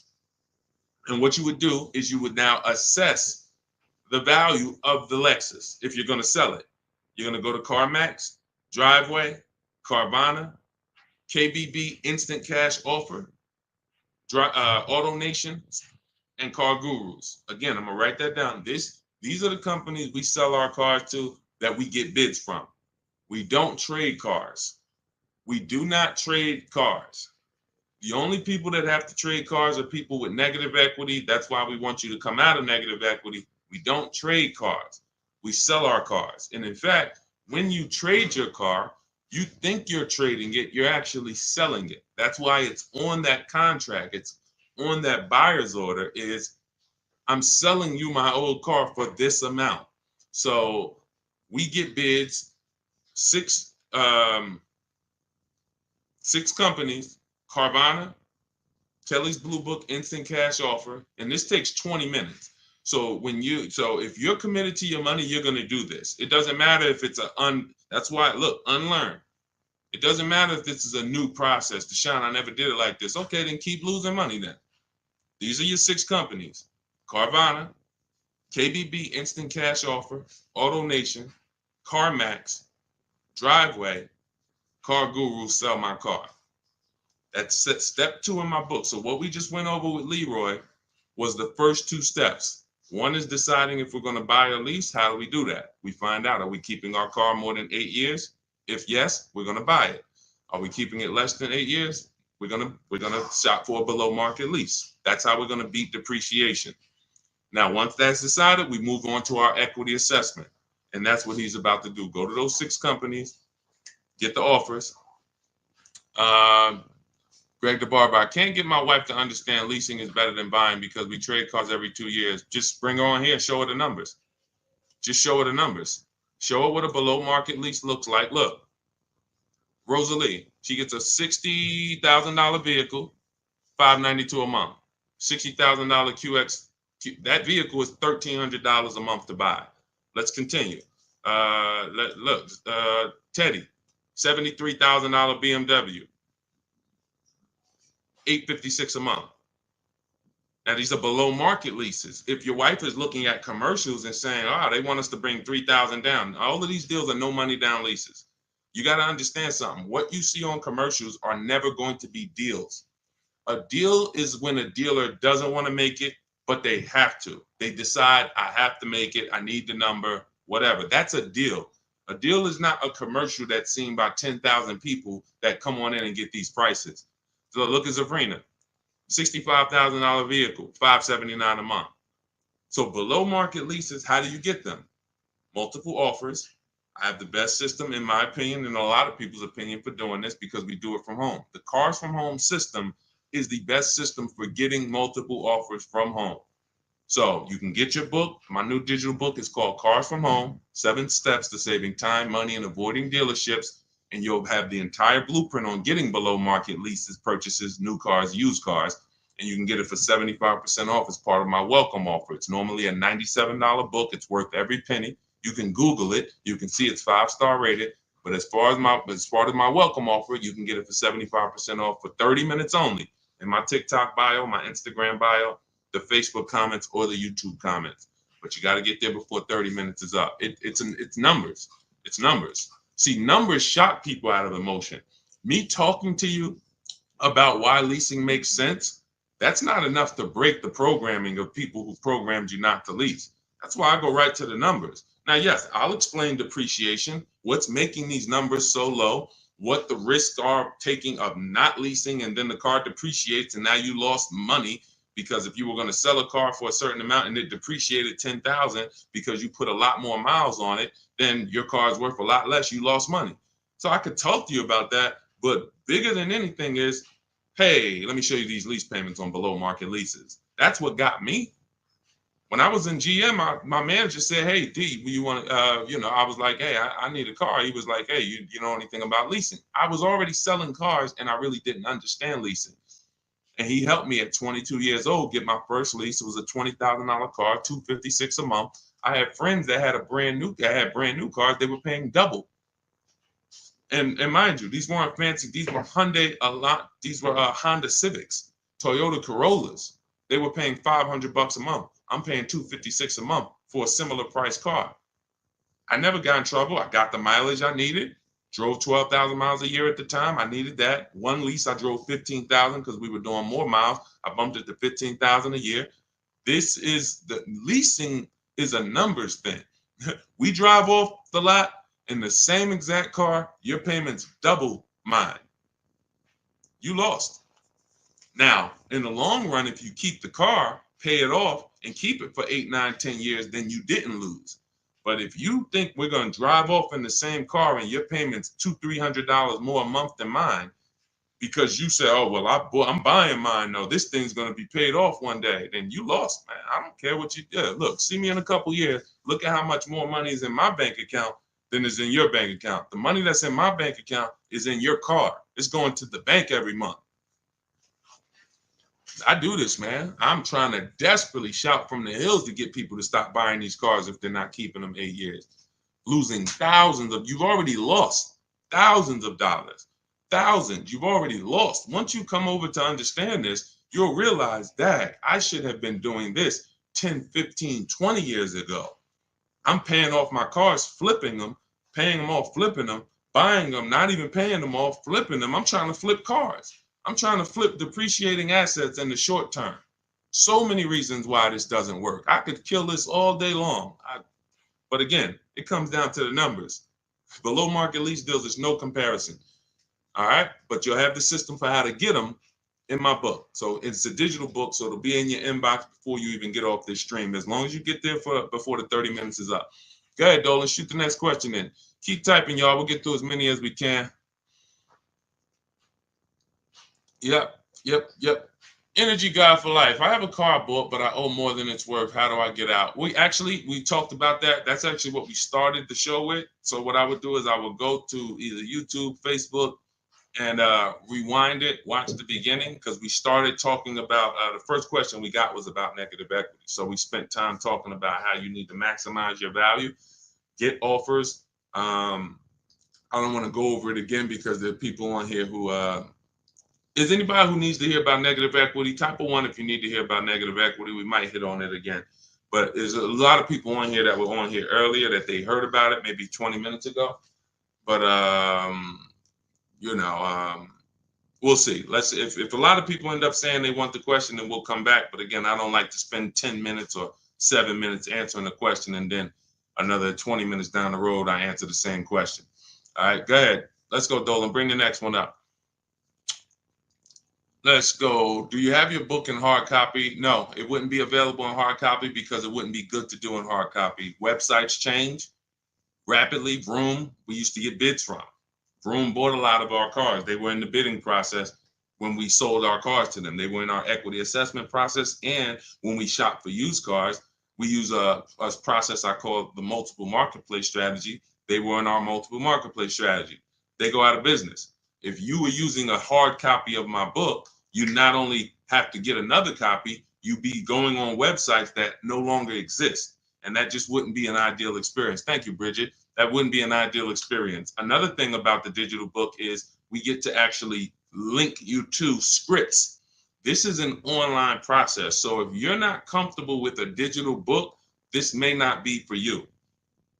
I'm just being honest with you. This is not for everyone. You need to be able to copy and paste, email. Like, this book wouldn't be for my dad. That's just real. My dad wasn't really comfortable with copy and pasting and sending emails because he doesn't need to do it for his daily life. He can send an email. It's just going to take him a couple. So when we're using our system, we're doing a lot of copying and pasting, opening up websites. So it wouldn't make sense to have a physical book there because I have scripts that we use. I have online calculators that we use that I invented. There's 5 calculators in the book that I actually invented, wrote the code for. You can't get them on Google. So these are all some of the reasons why it could never be a print book. It wouldn't make sense. And there's a lot more in there. All right, there's 7 paths. A lease path, but a lease path with with a third-party equity assessment, a used car path, paying car path. You know, we have links that warp you to keep you on track. If you were reading a physical book, it just wouldn't work. That book is uniquely written as a digital book for a reason. It's not like I wrote an ebook because, hey, I didn't want to put out a physical book. It would be simple. It's much more simple. But this is a complex. We needed the links and to be able to, certain parts you get to in the book, and I say, hey, click here if you want to watch a video on this subject. And you're like, whoa, okay. Oh, it's a video. I can understand this. Couldn't do that with a physical book. So if you want to get your copy of Car From Home, my new digital book, you can get it for 75% off as part of my welcome offer in my TikTok bio, my Instagram bio, the YouTube comments, or the Facebook comments. It's normally $97, worth every penny, but it's part of my welcome offer. You get there before 30 minutes. You got 30 minutes to get the 75% off. You get yours for $24. Make sure when you get your book, you screenshot the thank you page. Right after you pay, the book is on that page. As soon as you pay, it says access your book below. It also says I'm emailing you a copy. It also gives you my support team's email in case you don't get your book. Because a lot of people type their email wrong. Just reach out to my support team. They'll get you the book. But you have a copy of it as soon as you pay right there in that link. And keep that link. All right, go ahead, Dolan. All right, what is going on? I see you, Greg the Barber. We'll get that one in. What's up, Jackie Cox? Good to see you. We just bought a 24 Jeep Grand Cherokee. We traded my truck, wasn't upside down. Now we got a $900 payment. If you traded your truck, how long did you have the old truck, Greg? What year was the old truck that you traded? You just bought a 2024 Jeep Grand Cherokee. What year was the old vehicle that you traded? What year was the old vehicle? Let me know because I can see your comments. So let me know what year was the old vehicle that you traded in. Just type the year because I don't want, I like to keep the show moving forward fast. So type. All right, it's 2019. That means, so if you didn't have negative equity, that means you just paid off that vehicle, or you put a good amount of money down, and then you traded it off literally as soon as you paid it off. Just depreciation alone. Let me give you an idea. Depreciation alone. This is that 2019 Nissan. What happens is you bought it here. The depreciation on that vehicle over 5 years is like this. Now, if vehicles just dropped in value like this indefinitely, nobody would buy them. No one would buy them because people would be like, why would I ever buy something that is a sliding board of losing thousands of dollars in value? You notice when you buy a vehicle one day, let's just say that you buy a $40,000 vehicle today, what is it worth tomorrow?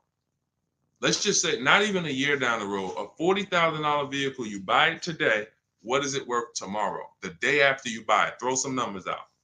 And I want to give Greg an example of why he needs to be leasing. And if he wants to you're losing thousands of dollars. It's not even a question, but I want to help you through this because again, this is not your fault. It's bad programs. People speak very, very loud about not leasing and they sound convincing. They never talk numbers though. That's the clue that they don't know what they're talking about. They never talk numbers. Okay. So a day later, they say you lose 15, 20%. Not that much, Nicole. She said it's half. No, it's about, you lose about 15% in a day. And that depends on how soft the market is. If this was a vehicle that you could have got 15 grand off on, but you paid close to list price or list price, then you will lose 20 grand because you didn't know what the market was. Give you an example. Milligan, Milligan just got $27,000 off her Mercedes. $27,000 off. And I got to show this stuff because people wouldn't believe it if I didn't show it. Milligan got 20. No, that's Melissa. Milligan got 27,000 off. If you zoom in on that Mercedes, it's a Mercedes EQE, $79,000. She got it for like 53,000. Now, had she bought this car, let's just say it's 79,000. Let's call it 80, just for easy math. Let's say she got it for 5,000 off. You know, she thinks, hey, I'm getting a Mercedes, 5,000 off. That sounds good. If she went back the next day and said, well, I need to give this back to you, I can't afford it, or whatever, any reason, they're probably only going to give her 50,000 at best for it because they know the market on it. You overpaid for it. It doesn't matter. Like, this vehicle, you overpaid for. So although you paid 80, 75, the vehicle, really, the new market was only like 50, in the 50s. So she would lose $20,000. She would lose, $20,000 on that purchase. It's very dangerous to not shop the new market for a vehicle because you don't know how soft the vehicle is. So we call a vehicle that needs a big discounts to sell it. And some dealers are taking off 17 grand, 15 grand. They got big rebates. That's a soft vehicle. It's a very soft market. Very dangerous to buy these cars without shopping the market because you're going to lose. But let's get back to Greg. If vehicles just kept losing value like this, you never buy them because people will be like, man, these things are just, like throwing a stone in the ocean, but they don't. Eventually, they start to level out. So a vehicle that's worth 11,000, next year it'll be worth 10,000. And then the following year, it's only going to lose, maybe there are people on here now, some of you've had your vehicle so long, the amount that it's worth today is going to be the same amount it's worth next year. Your vehicle's worth 8,000 today. A year from now, it's going to be worth about 75, 76. This is now what your depreciation looks like. But in your case, Greg, and people you're buying these cars, you're literally riding the depreciation out, sliding board, losing tons of value, and then as soon as you're about to start leveling out, you go and you get another vehicle and you do it again. You're just taking sliding boards, losing thousands of dollars all the time, over and over and over again. And that's just a recipe for losses. How do we avoid them? We get below market leases. That same Jeep Grand Cherokee that you got, look at how much you're paying for it, and look at how much Raphael is putting into hers. Raphael got a 2024 Jeep Grand Cherokee, $45,000 vehicle, $549 a month, no money down.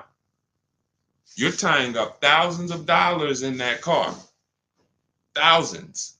Raphael is driving the exact same vehicle as you, $549 a month. Zafrina, you got a couple people on here got Jeep Grand Cherokees. Zafrina has a $65,000 when she got the electric version, 2024. She's paying $579 a month. You bought this car, 65 grand. If you put no money down, you're paying $1,100-1,200 a month. Actually, no, that's more like $1,300 a month. Depends on what. Even with a big discount, $1,100 a month, 5 years. These are huge payments compared to what Raphael and Zafrina are paying. And you might say, well, my payment's lower. Only way your payment's lower is you gave them a lot of money up front. You gave them 10 grand, or you gave them your trade. I didn't put any money down, but I did trade in my vehicle. Your trade was worth 10 grand. So it's just replace the trade in with cash. This is real money that could be in your bank account. And I'm gonna tell you something before we move to the next question. Let me tell you something. Look, Melissa learned. She learned because she was just like you, Greg, just like you, and people like you. Listen, Greg, I'm not isolating you out. This is just a great example of what millions of people are doing. This is, and again, I wouldn't know this if I hadn't been in the business. I'm not smarter than anyone. I just spent 14 years in this industry, and I love math. So this comes very easy for me, thank God. But you look at Melissa. Melissa, once you find out that you should be leasing, instead of trading these cars and selling them and putting all this money and keeping your equity in your vehicles, you should be selling your vehicle, putting the equity in your bank account, and then moving forward. Why can't I find Melissa's deal? Hold on. Here we go. So Melissa, she says, Deshone, I learned about leasing. I'm not buying anymore. She replaces her 2018 Kia Sorento. She got her bids. Her highest bid was from Carvana, 12 grand. 12 grand. So she normally would take most, if not all of that money and just roll it over to her next car. She ends up getting her Honda. She gets her Honda lease. She gets a 15,000 mile a year lease. Well, we shop with 12. We shop with 12. So she ends up getting it for about $575 a month. She got a Honda. Hold on, I'm trying to read this fast. She got a Honda Pilot EXL. That's probably it's probably a $45,000 vehicle, maybe 48. She got it for $575 a month. And look, nothing out of pocket. And look, she put the $12,000 in her bank account. So now her car payment is low, not high like it was when she was buying the Kia. And she literally pulled all that money that she used to keep in her cars, rolling them over. She pulled it out, put it in her bank account. Imagine selling your car and actually putting the equity in your bank and still leaving in a brand new car with under your budget. That's what happens when you move from buying as a short-term buyer, not keeping 8 years, into leasing. It'll change your world. And again, only thing you're going to say is, man, I should have been doing this years ago. I should have been doing this a lot. You know, we don't even get to harping on the money you lost. Do you think prices will continue to drop on vehicles? I do. We always get deals. We were getting deals when people thought there were no deals. All through the pandemic, we had people getting deals. Bonita right here got her Kia. She got her Kia Telluride. This was a dream vehicle. During the pandemic, and look at the year. You can see the year. When she got hers, it was 2022. Literally, people were paying $10,000 over sticker for these vehicles. People were leasing these Tellurides for $800 a month, $900 a month. She got hers for $600 a month, no money down. This is pandemic. You know, we've helped. I started this in 2021 in the middle of the pandemic. Everything that when you see people all on my pages, you know, there's deals everywhere. There's never a point in time where I go to spy a car in the last 15 years and I'm like, oh, there's no deals out here. Because again, there's always going to be a dealer who's going to sell. You just have to learn to find them, Nicole. You keep going into the local dealer thinking you're supposed to be able to negotiate a good deal with them. Eight out of 10 dealers are overpriced. We've proven that. Why? How can I tell you that confidently? Because all of us shop the market. You shop locally. We shop the market. What you'll learn to do with Cars from Home, my new digital book, is to shop the market. You go local to one or two dealers, they already know. NADA they taught us. When we were car salesmen, NADA taught us that people only shop 2 car dealers on average. So if those are the statistics, your local dealer knows that. They know as soon as they see you walk in, you know, can I get a quote? Can I pick a car out? Odds are this person is not going to shop more than one other dealership, and we're going to get them. If we just work and smile and be courteous, they're going to pick us. If they don't buy today, maybe we could get their business next week or something like that, but they're not shopping the market. That's where you lose. So when those two are high, you think the whole market's high. But using our system, what you're going to learn in my digital book, Cars from Home, 7 steps to saving time, money, and avoiding dealerships. I think sometimes I say that title too fast. It goes over your head. Cars from Home, that's a mindset, because we spend 90% of our time here. All of these people that you see me sharing in my streams, they are literally in their house 90% of the time to get these deals. Cars from Home, 7 steps. That means it's a process. It's not you're not winging it anymore. You're not winging the process. It's a 7-step process. Step 1 is the most important question. We're deciding whether we're going to lease or buy. Step 7 is delivery. By the time you get to step 7, you're taking delivery of your vehicle. 7 steps to saving time, which is what I love, money, which is another thing I love, and avoiding dealerships, which is something that most people want to do. So just in the title alone, you could understand what you hold us accountable to delivering. And when you Google the book, you'll see we deliver on this. It's a proven system. We've been doing this for 3 years now, and we have hundreds of people who've used the system. And grandmothers, single mothers, introverts, men, children. I'm talking young kids. Like, system works. It's like McDonald's. So you can get a copy of the book. It's a digital book. It'll be in your inbox in 3 minutes. Go to my TikTok bio, and it's my welcome offer. You can get it for 75% off, but it's only for 30 minutes. The book's $97. It's not $24.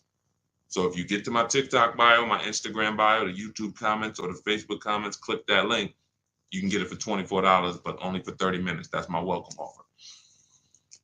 Go ahead, Dolan. Shoot the next one up. All right. How do I negotiate buying more miles on a lease? You get it up front. It's very simple. We shop with 12,000 miles per year. Shop all your offers.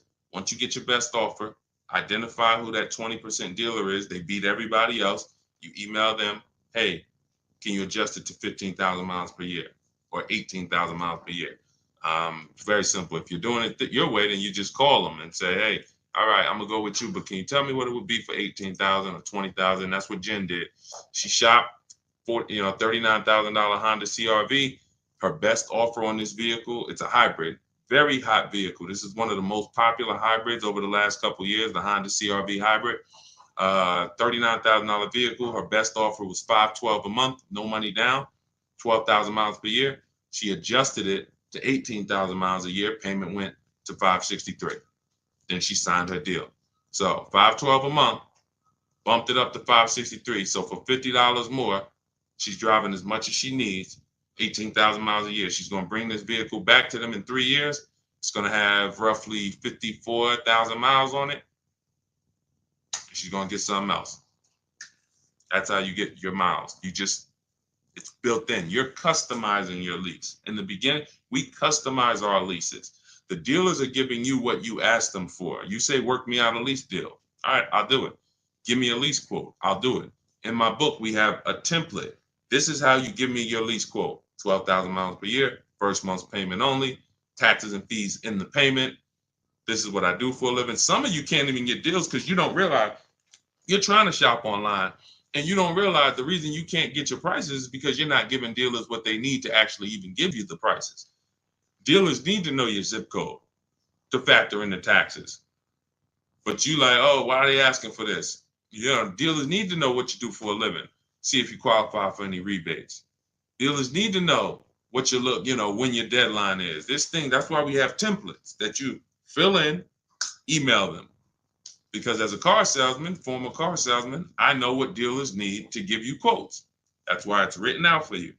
But again, if you want to do it your way, call around and just I would only speak to sales managers. I would only speak to sales managers. If you want to do it your way, I don't care how you get multiple offers. I just know my way is easier because you don't have to talk to people. If you have to talk to people, then you need to be a good talker and you need to know what you're going to say. My way, you don't need to know what you're going to say. I'm telling you what you're going to type. Go ahead, Dolan. Do you think the banks will ever get rid of the points that they pay to dealerships?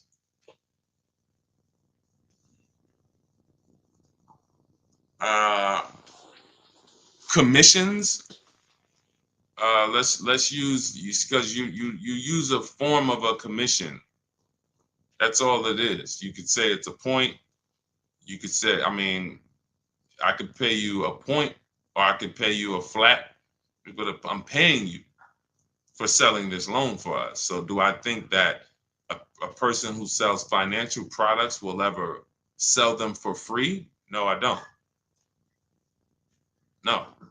And that's why we use something called the bank bidding war, where we are going direct to credit unions and banks, and we're allowing them to bid on our business. Um, Most people don't know that the credit bureaus allow you to have multiple banks and credit unions access your credit report in a small period of time. It's called the rate shopping. You can Google rate shopping and you'll understand that they allow you this. You can have multiple hard pulls within a certain period of time, and you can actually have them bid. They expect you to do that. Most people don't do it, actually. So they can't help you because they're like, hey, we allow you to do it, but you're not doing it. You're letting the dealer run you out to multiple banks and credit unions. But if you Google rate shopping, what it says is if you can have multiple banks and credit unions access your credit with the hard pull, and at the end of that period, it's going to weigh on your credit like one hard pull. So at the end, if one hard pull would have dropped your score 10 points, you could have 15 banks and credit unions run your credit, and it's going to drop at the same 10 points. But the difference is one strategy, you overpay for your loan, overpay for your interest, have no price assurance, no price guarantee that you got a good interest rate, and you have the same 10 points on your credit that you hit with the hard pull. The other strategy, you have the best rate, lowest rate in the market. You guarantee it because you have 15 people access your credit and make bids and make offers, and it's the same 10 points hard pull. This is called the bank bidding war. We created this. You can actually, again, when you get my book, I haven't combined this into the book, but when you get the book, you actually get the bank bidding war blueprint for those of you who are going to be financing and getting a loan. So this is everything we talked about in this stream is in my new digital book, Cars from Home, 7 Steps to Saving Time, Money, and Avoiding Dealerships. You can grab your copy for 75% off as part of my welcome offer, but it's only for 30 minutes. You won't pay the normal $97 price. You get it for $24 as long as you get there before 30 minutes. Get to my TikTok bio, my Instagram bio, the Facebook comments, or the YouTube comments. Click that link and then click Get Book 75% off, and you'll have it in your inbox. Make sure you screenshot the thank you page because the book is on that page. I also email you a copy. And just in case you don't get your copy in 5 minutes, you'll have my support team's email. So screenshot that page. But I wanna. There's something I just wanted to say. Hold on. Let's see if it comes back. Yeah, I don't know. It slipped my mind. But listen, this is the. I mean, I take this serious, and the only people who really win, everyone who I showed you, and we could spend. Maybe I'll do it one day. I might spend one stream and just spend an hour just going over 50, 60, 70 people's deals that have used our system.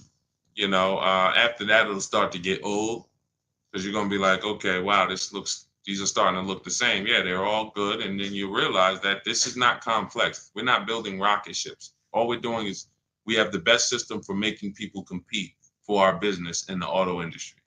That's it. That's our claim to fame. Now, I also teach you about leasing versus buying and financial boundaries that no one else is really teaching about.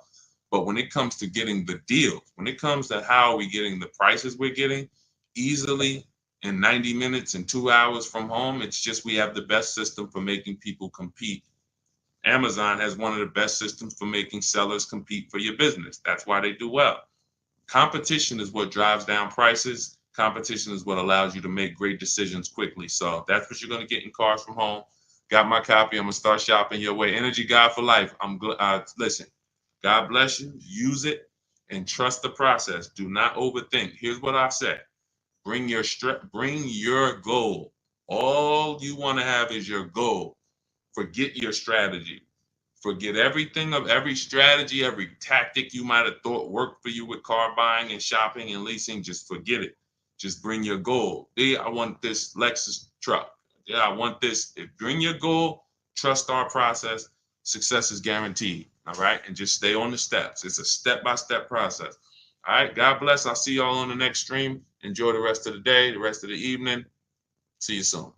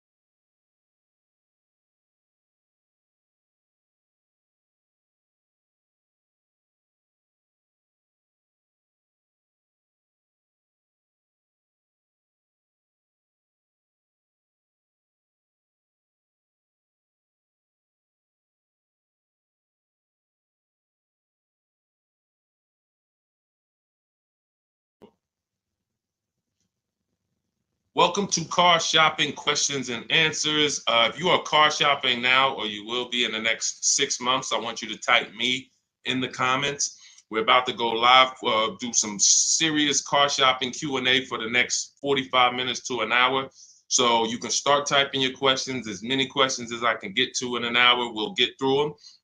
And what you often will see that someone else is going to ask the same question you have. So a lot of times you'll actually, even if you can't get your question into the stream, because usually by the time we get 20, 30 minutes in, we got lots of questions and we don't always get to them all. But usually someone else will literally ask the same question that you have. So, so we can start talking. I'm just sharing this to Facebook now. This entire stream is sponsored by my new digital book. It's called Cars from Home. 7 Steps to Saving Time, Money, and Avoiding Dealerships. You can get a copy for 75% off for the next 30 minutes in my TikTok bio, my YouTube, in my TikTok bio, my Instagram bio, the YouTube comments, or the Facebook comments. And the book's normally $97. Everything we'll be going over today will be out of that book. Every answer that I give you is out of that book. So if you want the entire blueprint and you don't want to remember the things that we're about to go over, you grab the book.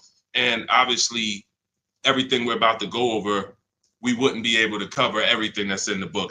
There's like 100 questions that'll be answered in that book. So let me just share this to Facebook, and we'll get started with the first question that we got from TikTok.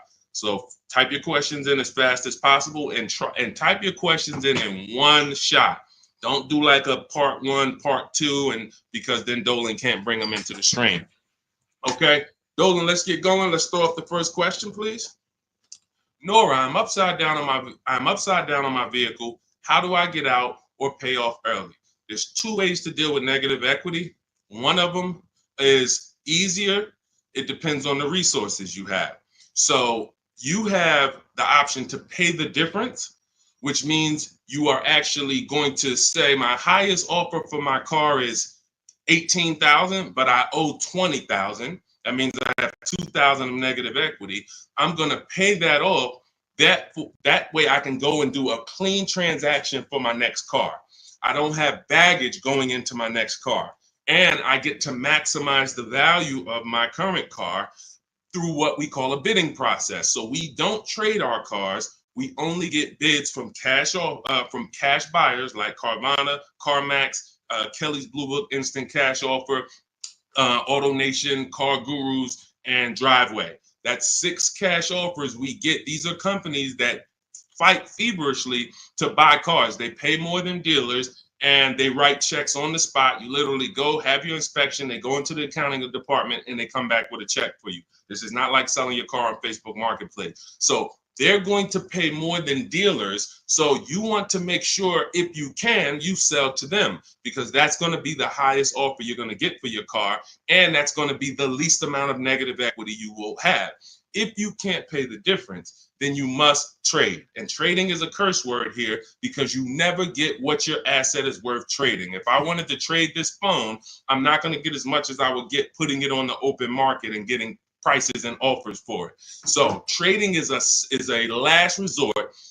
What happens is, if you can't pay the difference, you now will go shop for your new car, find the dealer willing to sell you the car at the lowest price, and then you would ask that used car manager to value your car. I do not recommend you go into the dealer and let them just mix the deals together.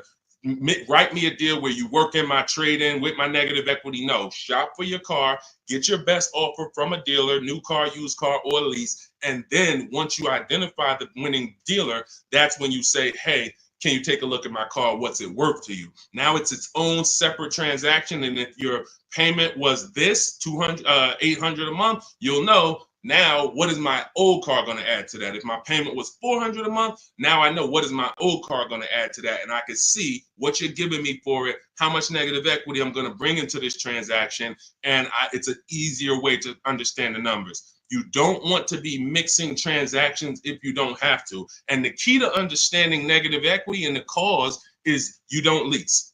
That is the cause.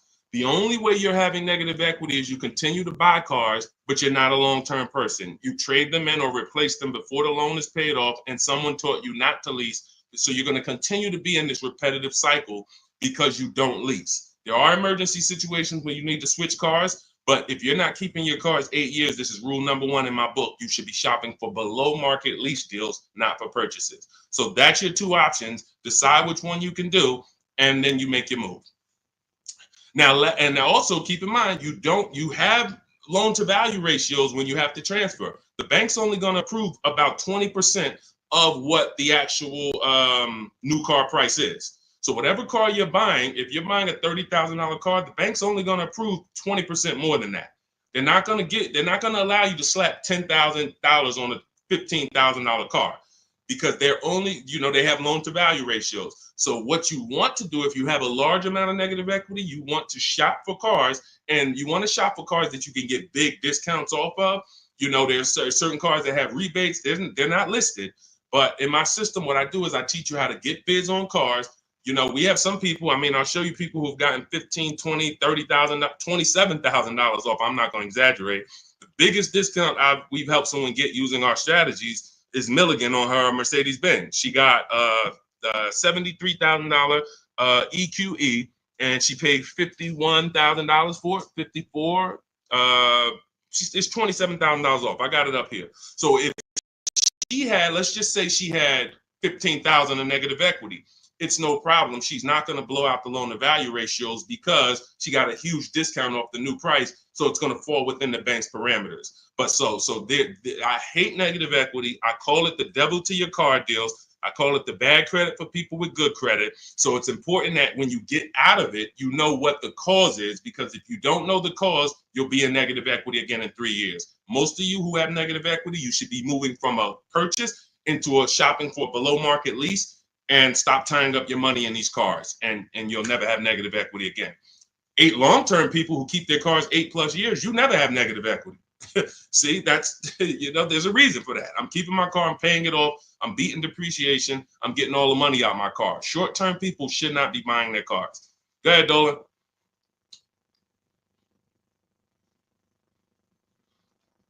All right, keep typing your questions, y'all. We'll get to as many questions as we can in 45 minutes. Now, let me just actually say this. We have a 7-step process. Everything in my system is 7 steps. We don't go, see, a lot of times you don't understand what you should be doing first. Should I be focusing on my old car, my trade-in, shopping for a car first? What should I be doing first? So we have a system that you actually now have a process. It's 7 steps. First step is the most important question. That's leasing versus buying. How are you going to beat depreciation? Because you're about to buy a depreciating asset. If you buy a depreciating asset with no plan to address or beat the depreciation, you are going to lose like everyone else loses. So we need to see, am I going to beat depreciation with a long-term purchase, or am I going to beat depreciation with a below market lease? Long-term purchase, I got to tie up my money. My money's going to be in the car 3 years, 5 years, 6 years, but over time, the depreciation is going to cool off. I'm going to have a vehicle that doesn't depreciate much. Who has a vehicle that they've had for more than 10 years? Type the number of years you've had it in the comments. If you had a vehicle for 10 years, type 10, 12. Even if you had it for more than 8, let's go 8 because it's called the 8-year rule. If you've had it for more than 8, type the number of years that you've had your vehicle in the comments.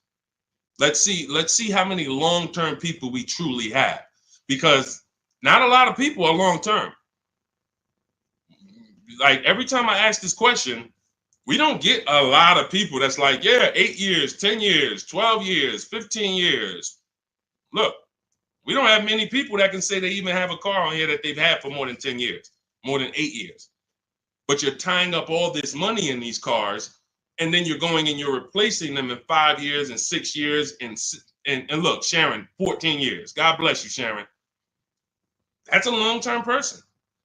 Look, Ray Johnson, 9 years. That's a long-term person. So they don't have to worry about depreciation. Their car right now is worth the same amount it'll be worth about a year from now. If Ray's car is worth $9,000, a year from now, it's going to be close to 9. He's beat depreciation. So if you're not buying cars to beat depreciation, you shouldn't be buying them, because you're not going to beat depreciation in the short term. You can't. It's impossible. The only way to beat depreciation as a short-term buyer is to get below market leases, because you're never tying up your money in that car.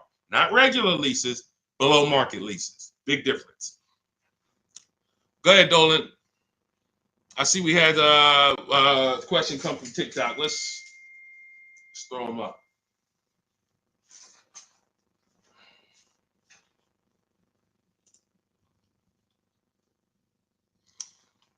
Okay, what about a fun car? I'm planning to keep my brand new car for 5 years. My previous car was a lease and traded it in since I had positive equity. That you're going to lose.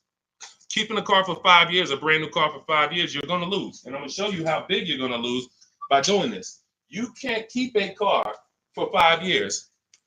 If you're telling me you plan to keep a brand new car for 5 years and then replace it, this is the depreciation curve. This is the depreciation curve. You're going on a sliding board. Whatever you paid for this car, let's say you paid $35,000. In 5 years, that car is going to be worth $17,000, maybe $15,000, depending on how much you drive. You're literally going down a sliding board, and then you're going down another sliding board when you get your next car. You're wrapping up money in these cars. Now, when we look at somebody like Ray, who kept his car for 9 years, his depreciation curve doesn't look like yours. It looks like this. See, this is what it looks like when you first buy the car. You're losing value every single day. You're losing thousands of dollars in value on a yearly basis. So when you go and say, all right, I'm going to just go buy this car, tie this up. Let me show you why you can't do that compared to someone who's leasing. You're going to spend thousands of dollars more. So you take somebody who got a below market lease like Zafrina. No, that's too. Let's use Zafrina. She gets a $65,000 vehicle. She's paying $579 a month. $65,000 vehicle, $579 a month. That's what we call a 1% lease or below. When you have your lease payment is 1% of the MSRP or less, that means that's a 1% lease or lower. She has a 0.88% lease. Now, she's not over the next 3 years. She's going to invest in this car, $579 times 36. She's going to invest $20,000 to drive a $65,000 car. Now, if somebody bought this $65,000 car, what's their payment? Every $5,000, remember this rule, is about $100 a month on a 5-year loan. Remember that rule. Every $5,000 when you look at a car is about $100 per month on a 5-year loan. So when you look at a $20,000 car, you should automatically say to yourself, that's going to cost me about $400 a month. You look at a $50,000 car, that's going to cost me about $1,000 a month on a 5-year loan. When you don't do that, now you let them put you in 6 and 7 year loans because you're not focused on what the real cost is. You're just like, get me to a low payment. If I get you to a low payment, I'm going to put you in an 8-year loan. So we know this. Looking at her car, she would be spending roughly $1,300 a month if she bought that car. Even if she got an incredible deal, saved 10 grand off of the car, she's still going to be spending about $1,100 a month. She's putting $579 a month into this car. How do you compare $579 to $1,100? How do you compare $579 to $1,300? Let's say she bought a used version of this car. So instead of $65, she found a used one for $40. Every $5,000, $100, that's an $800 a month payment. How do you compare $579 to $800 for a used version? You can't. So when you're out here listening to people who've told you don't lease, they don't understand depreciation and they don't understand how to get below market leases. These are not regular leases. In order to get below market leases, you must employ competition. You must get at least 5 offers because every dealer's price is different. So when you walk into one Nissan dealer and they tell you it's $600 a month, you don't walk out and say, hey, Nissan's charging $600 a month. No, Nissan of Bay Ridge is charging $600 a month. But this Nissan deal over here might be at $500. This Nissan deal over here might be at $420. You need to stay at home, get multiple offers. You can do this my way through email using the systems in my book, or you can do it your way, calling around and get multiple offers. But once you see how different these offers are, you'll realize how many dealers have been ripping you off. And 80% of them do this. 80% of them, their best offer is not going to be below market. They're going to make a certain amount of money or they won't sell the car to you. But we find the ones who will. All of this is in my new digital book, Cars from Home. It's called Cars from Home, 7 Steps to Saving Time, Money, and Avoiding Dealerships. You can get a copy for 75% off for the next 30 minutes in my TikTok bio, my Instagram bio, the YouTube comments, or the Facebook comments. You'll have everything we teach step by step. You can Google the book, Cars from Home. It's already 5-star rated. We've already got tons of people using it, talking about it. And this is what I want for you. I don't want you paying above market or market value like everyone else is paying. You need to be paying below market value. And the only people that pay below market value are people with strategy. Okay, so I would tell you, Kitty Cafe, the first thing you need to be concerned with is actually leasing and not buying. You said you were a leaser. See, and oftentimes people who go from a lease to a purchase, I'm sorry to say you didn't get a good lease deal. Because if I'm paying, think about what Zafrina's paying. Let's continue to use Zafrina as an example. If Zafrina's paying $579 a month for a $65,000 car, $579 a month only gets her about $28,000. Let's call it $30,000 on a loan. So for her to go and get the same $579 payment, she's going to only have about $30,000 to spend on a car. If she goes with a 6-year loan, maybe she can get like a $33,000, $34,000 car. That's it. That's her loan. So she's going to have a hard time going from a $65,000 vehicle to a $35,000 vehicle. Most likely she's going to get something used. It's going to be older, and she's going to be like, wow, I'll just keep leasing. But if she was paying what other people are paying for this same Jeep, which is probably, I would say a lot of people for the same Jeep would probably be paying about $800, maybe $900. People with no strategy, they're probably paying $900 a month to drive this $65,000 car. It's easy to justify. So they're paying $800-900 a month. Then yeah, she might say, well, maybe I'll just buy something because I'm paying almost $1,000 a month to lease. But that's the difference between a below market lease and an average lease. There's a big difference. All right. Go ahead, Dolan. Next question. The leasing versus buying thing is really, really what's hurting a lot of you. The leasing versus buying thing and the not getting below market leases. There's so many bad things about what's been out here with leases. It's horrific. I spend every day putting out information trying to dispel this. But I realize there is so many voices that have told you guys things. But here's the thing. I talk numbers. And I show numbers. If you pay attention, the people who tell you about leasing never talk numbers. They never show you numbers. All they do is rent. Leasing is renting. Leasing limits you. You limit, they pick your mileage. You pick the mileage. It's so much bad information. But I've been leasing since I'm 22 in the car business. Got my first lease, Pontiac G6. $20,000 vehicle. I was paying $256 a month for it. Meanwhile, I had a friend, they're paying almost $500 for a Toyota Corolla. We both got a car for about the same time. They're paying $500. I'm paying $256. I'm seeing what they're going through with their car breaking down, getting older, because they kept the car for a while, getting older, and now I'm on my second car, paying a low payment. And as a young person, you don't want a $500 payment. I didn't need a $500 payment when I was 22, just had my daughter. I needed that $256 payment. They had just had a family too, but they got to come up with $500 a month to drive about the same price car. The Corolla and the Pontiac G6 at that time were about the same price. You can't justify to me in any way that makes more financial sense. There's nothing you can say to me unless that person's going to keep the car, pay it off, and then keep the Corolla forever. If you're going to keep the Corolla for 10 years and then you pass it down to your daughter or your son, it's their first car, and now you just got an extra car, that's a different story. You shouldn't be leasing if you're that person. But if you're a 5-year, 6-year owner, 7-year owner, and you're just paying these high payments, you pay your cars off, and then you go back into another finance, you're just overpaying. You're throwing thousands of dollars out in the garbage, and there's no way around it. You put me against anybody You put me on the stage with Dave Ramsey himself, the guy who has programmed thousands of people never to lease cars, and you give me 15 minutes. I don't need 2 hours with Dave.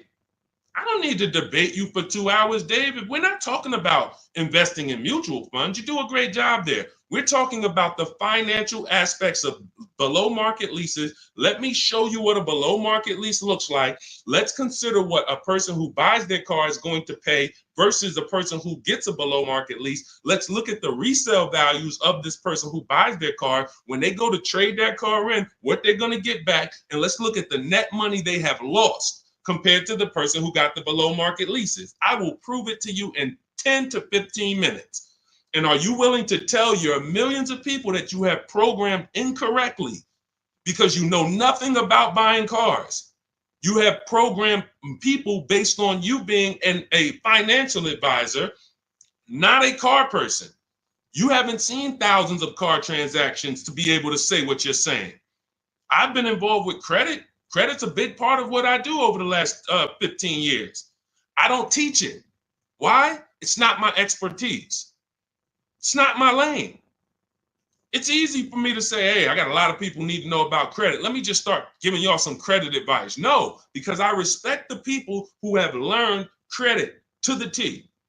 Dave Ramsey decides I want to teach about cars. That's where he has led millions of people astray. And he has thousands of people investing in cars, short term, losing on resale, getting killed by depreciation. And they're like, well, Dave told me to do this.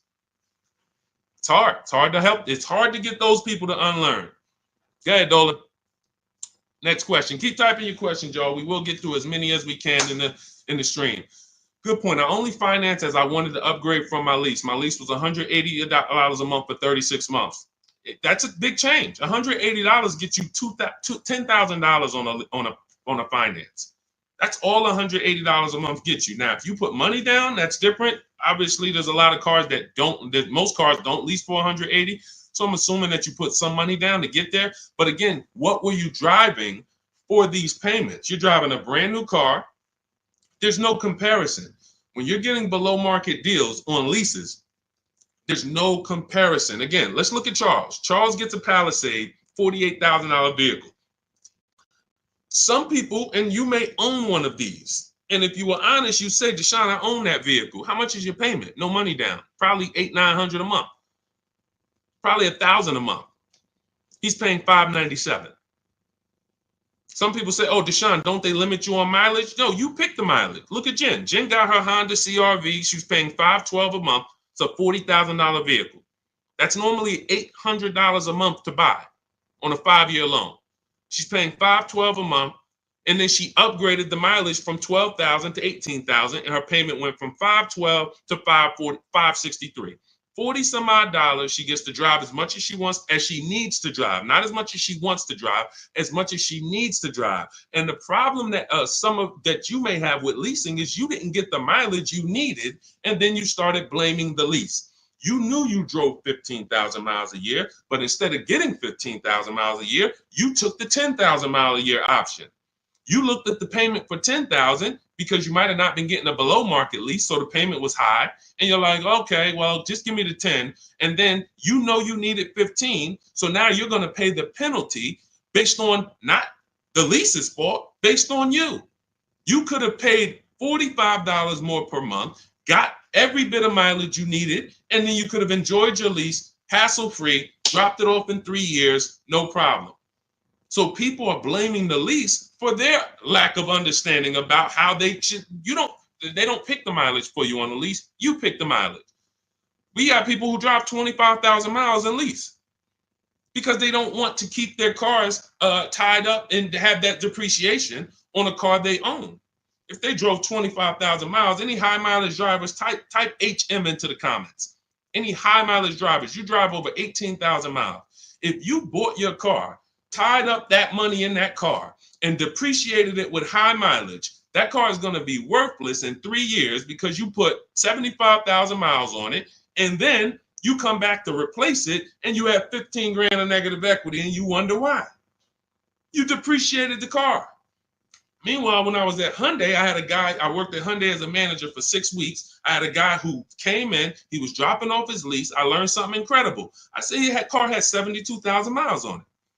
I said, you leased this? He said, yeah, man, I used to buy. I stopped buying because I would always have negative equity. I only lease now. 25,000 miles a year. I drop it off every 3 years, get me a new one. I'm in sales. I looked at his lease contract and I saw that his payment was less than $200 a month more than what a normal below market lease on that Sonata was. If a normal below market lease was $350, he might have been paying like $550, $525. It wasn't $700. He was paying a couple dollars more, but he could drive 25,000 miles a year, drop that thing off, never have to worry about negative equity. Mileage doesn't stop you from leasing. It's not about how much you drive. It's about how long you're going to keep the car, because a below market lease is how we beat depreciation or long-term ownership. Nothing to do with how much you drive. You pay for the mileage whether you buy or lease. Doesn't matter. Go ahead, Dolan. Keep typing your questions, y'all. We'll get through as many as possible. What's up, Ashley? What's up, Kenyari? What's up, Boss Babe? Ashley, good to see you. But I made my wife lease a brand new electric Equinox, $350 per month, and no sales tax. The $180 was a 2021 Corolla lease before the chip shortage for $3,000 down. Solid, solid. These are the things that you don't want to get away from until you're ready to keep a car long term. If you are leasing and not keeping cars 8 years, keep leasing. Make sure you're getting multiple offers so that you can get these below market leases, so that you're not paying these prices on the commercials that you see with 5,000 down and all of this tax that's not included. We are getting below market leases, and in order to do that, you must get 5 offers, at least 5 offers. Now you get these below market leases, and you keep doing that until you are ready to buy something. Because as Cafe just said, if he's paying $3,000 down, $180 a month, somebody who bought that Corolla is paying $3,000 down, $500 a month, because a Corolla is probably about 25 grand now. So that's a $500 a month payment with their taxes that they're paying when he's paying $180. This is not, look, for a brand new electric Equinox, he's paying $350 a month. This is someone else who knows how to get great lease deals, whether he's negotiating for them or whether he's calling around getting multiple offers. It doesn't matter. He's getting prices that you are not getting. And that's the prices we get. You want to understand that all prices aren't the same. There's below market price, there's market price, there's above market price. Above market is for the people with no strategy. You just walk in and you sign the deal. You might say no one time, and then the next offer you sign it. Market value is for the negotiators who are trying to feel for the bottom. You don't know where the bottom is, but you say, hey, take 2,000 off, we got a deal. Give me invoice price, we got a deal. You're paying market value. You're not getting anything special because there's hidden money, rebates, incentives that you don't know about. There's markups in the lease contracts, in the money factor, money hidden, you don't know about. And you'll never know about it until you get multiple bids. But below market price is reserved for the people who are shopping multiple dealers. We do it from home, getting multiple offers, and now you're paying $350 a month for a car that other people are paying $600 a month to own. You cannot justify pulling up in the same car and one of you is paying $350, one of you is paying $600. But the one who's paying $600 says, well, I'm going to own this. But by the time you pay it off, you're just going to turn around and get another car and do it all over again. So you never win, ever. It's a bad way to move. Go ahead, Dolan.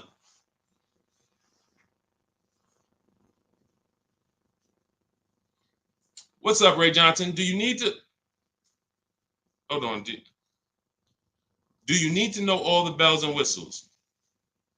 I don't know what that means. Can you rephrase that question? Let's type it in another way because I don't know what you mean by that. Can you elaborate? What about the people that drive high miles? You should still be asking yourself, how am I going to beat depreciation? The first step in my process is to determine what I'm going to do to beat depreciation on this depreciating asset I'm buying. So if you're a high mileage driver, you drive more than 18,000 miles per year, you're depreciating your car so rapidly that in 5 years, you're going to have, call it 100,000 miles plus on the vehicle, but your loan does not move that fast. most of your loans are going to move this way, but your depreciation is moving like this because you are just using the heck out of the car. This is point and proof that you pay for usage, whether you buy or lease. If you bought a car and put 100,000 miles on it, you do pay for that. If the same person bought the same car, but they only put 50,000 miles on it, their car's worth more than yours. They can sell it for more. So you lose based on your usage. So in the short term, you can't win driving high miles because you are literally destroying the value of your car. Then you flip to another car. That'd be like you doing this. Hey, do me a favor. Give me this car. Let me depreciate it like crazy. Then let me swap it out and let me get this car depreciated like crazy. And you just keep doing it. Depreciate it like crazy. But you're never getting to the point where the car is paid off and now the car starts to depreciate like this. That's for the people. If you have a car that you've had for 10 years, 12 years, 9 years, 14 years, this is what the car is depreciating like. You're losing little bit every year. If it was worth 9,000 this year, it's probably worth 8,200 next year. You beat depreciation. And that's when you enjoy, this is the benefits of ownership. This is what I call in my book, the reward stage. You don't get here without long-term ownership. And if you're not built for long-term ownership, that is okay. But what you should be doing is doing what my client who was in Hyundai did, doing your high mileage lease, shopping for a below market lease, and then driving the mileage you need and dropping off your car in 3 years and going and getting a new one over and over again. You're never tying up your money in these cars. If you're going to tie up your money in these cars, you better have it in there for the long run. If you're going to tie up your money for 5 years in a depreciating asset, you are losing money in depreciation. Like you can't get it back. That's why you're never happy with what the car is worth. When you come and find out what your car is worth, you're like, I can't believe that's all you're giving me for my old car, because you're thinking about how much you put into it. Long-term owners like this, those of you who have cars that you kept for 12 years, you're not thinking about the resale value, right? Right or right? You're like, Sean, I got so much money out of this car. I had this car, man. The transmission went out. I put a new transmission in it. I got my money out this car. That's the benefit of buying. And if you're not buying, you should be if you're not getting there, you should be shopping for below market leases, never tying up your money in these cars to begin with. It's only two ways. Get out the middle. It's three people: long-term keepers, short-term leasers, then it's the people that's stuck in the middle. You buy your cars, trade them in. You lease the car, you buy the lease. Stuck in the middle. Go ahead, Dolan. All of this is in my new digital book. If you're like, Deshone, there's no way I'm going to remember this. You can get my new digital book. It's called Cars from Home, 7 Steps to Saving Time, Money, and Avoiding Dealerships. It's already 5-star rated. Thank you to everyone who has rated and reviewed the book on Goodreads. We appreciate you. You can get your copy. It's normally $97, but for the next 30 minutes, you can get your copy for $24, which is 75% off if you get to my TikTok bio, my Instagram bio, the YouTube comment link, or the Facebook comment link before the 30-minute timer hits zero. After the timer hits zero, price does go back up to $97, and it's worth every penny of $97. This book will be the top 3 most valuable books in your library. And when I say valuable, I mean the books that save you money. There's only a few books. I got a bunch of books. You guys can see I'm grabbing them. There's only a couple of these books that have actually put money in my bank account or helped me save money. There's not a lot of them. This will be the top 3 most valuable books to your bank account. That's all I care about. So go grab your copy. TikTok bio, Instagram bio, YouTube link, or Facebook comments. And you'll have everything we teach in the blueprint of how to get below market leases, below market purchases, below market new cars, used cars, high mileage driving. Everything is in there step by step. It's a blueprint. All right. Go ahead, Dolan. All right. Buy a car for the first time. I'm going through my bank. My budget is $8,000 and I finance the rest. So you have $8,000 cash. You want to see, can I get a vehicle without using that cash? So if you're talking about financing, first thing you want to decide is, what can we get without a down payment? So depending on where I want my payment to be, let's say $350 a month. Maybe I want it to be $350 a month for 5 years. Well, can I get a car with everything I want, everything I need, $350 a month for 5 years? That's my budget. If I could do that, I don't need a down payment. Now, if you say, okay, $350 a month for 6 years, no money down, that's a little more money. If you say, all right, $350 a month for 5 years, but then I'm going to use some of my down payment. Now I can get even more car. And then your max budget might be $350 a month with my down payment for 6 years. See, all of those numbers didn't change, but the terms changed and what you bring to the table changes. That budget doesn't change, but you don't realize if I get a car for $350 a month for 5 years, I paid less than if I get a car for $350 a month for 6 years. So these is how we budget. I actually have a tool in my book called the Perfect Budget Calculator I created, where you put in your preferred down payment, you put in any equity you have from your old car, you put in your max monthly payment, you put in the average interest rate, and it'll give you up to 6 goals that you shop from. So when I went and got my used Infiniti truck, I had 6 goals. One of them was no money down 5 years. Next one was no money down 6 years. Third one was money down 5 years. Money down 6 years. Then the fifth one was money down and the equity I had from selling my old car. And then the sixth one was money down, equity, and 6-year loan. See, there's multiple ways to budget where you don't go over your max. But I find the problem is when we budget with our max in mind, I only want to spend $500 a month, $500 a month, $500 a month. You usually go in and you spend what? $600, $550. You're putting $1,500 on a credit card because you didn't calculate the taxes. The tool in my book, the Perfect Budget Calculator, calculates the taxes in your state. So you don't go in and say, oh man, I didn't know there was another $3,000 in taxes and fees. Who's had that happen? Oh man, I thought we was making a deal, but you forgot about the taxes and fees. See, all of this stuff you don't realize should be normal in a complex financial transaction. But what they've taught you in the car business is to just treat car buying like you're buying a TV because it makes them very rich. I've been in the business for 14 years. I sat next to people who I know shouldn't be in the business, but they're not going to get them out the business. They make a lot of money for the dealerships. They'll always have a job. Even if they get fired here because the customers start complaining, they'll go there and they'll say, hey, look, I made 300 grand at my last place. Oh man, when can you start? These people are always going to have a job. So when you look at the industry and say, okay, if this is what the industry is like, what do they care about me? They don't. The 20% of dealers who get up every morning and they do the right thing. They want to beat their competition. They're honest. They want to make sure that they're giving you the best service. It's 20%. 2 out of 10. You're going into your local dealer and you're buying from them, not realizing that's an 80% dealer. All they do is make a lot of money on their customers. If they can't make a lot of money on their customers, they won't sell the car. And you know what's beautiful about the car business? For those of you who are wolves and sharks and evil, it's not about the customer winning. It's about you making the customer think they won. I'm going to say that again. For those of you who are like, what business could I get into where I can make 200 grand?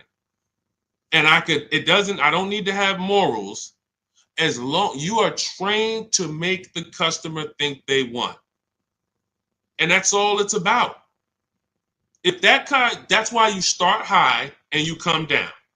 If you know your price on your car is $600 a month, you start at $800. This is what the worst people do. You know that the full price for your car is $600 a month. When Mr. Jones sit down, hey, Mr. Jones, all right, we got a great proposal for you. Great news. We're going to make you a great deal today. Your payment's $790 with $2,000 down. What? That seems like a high for this car. The car is only this.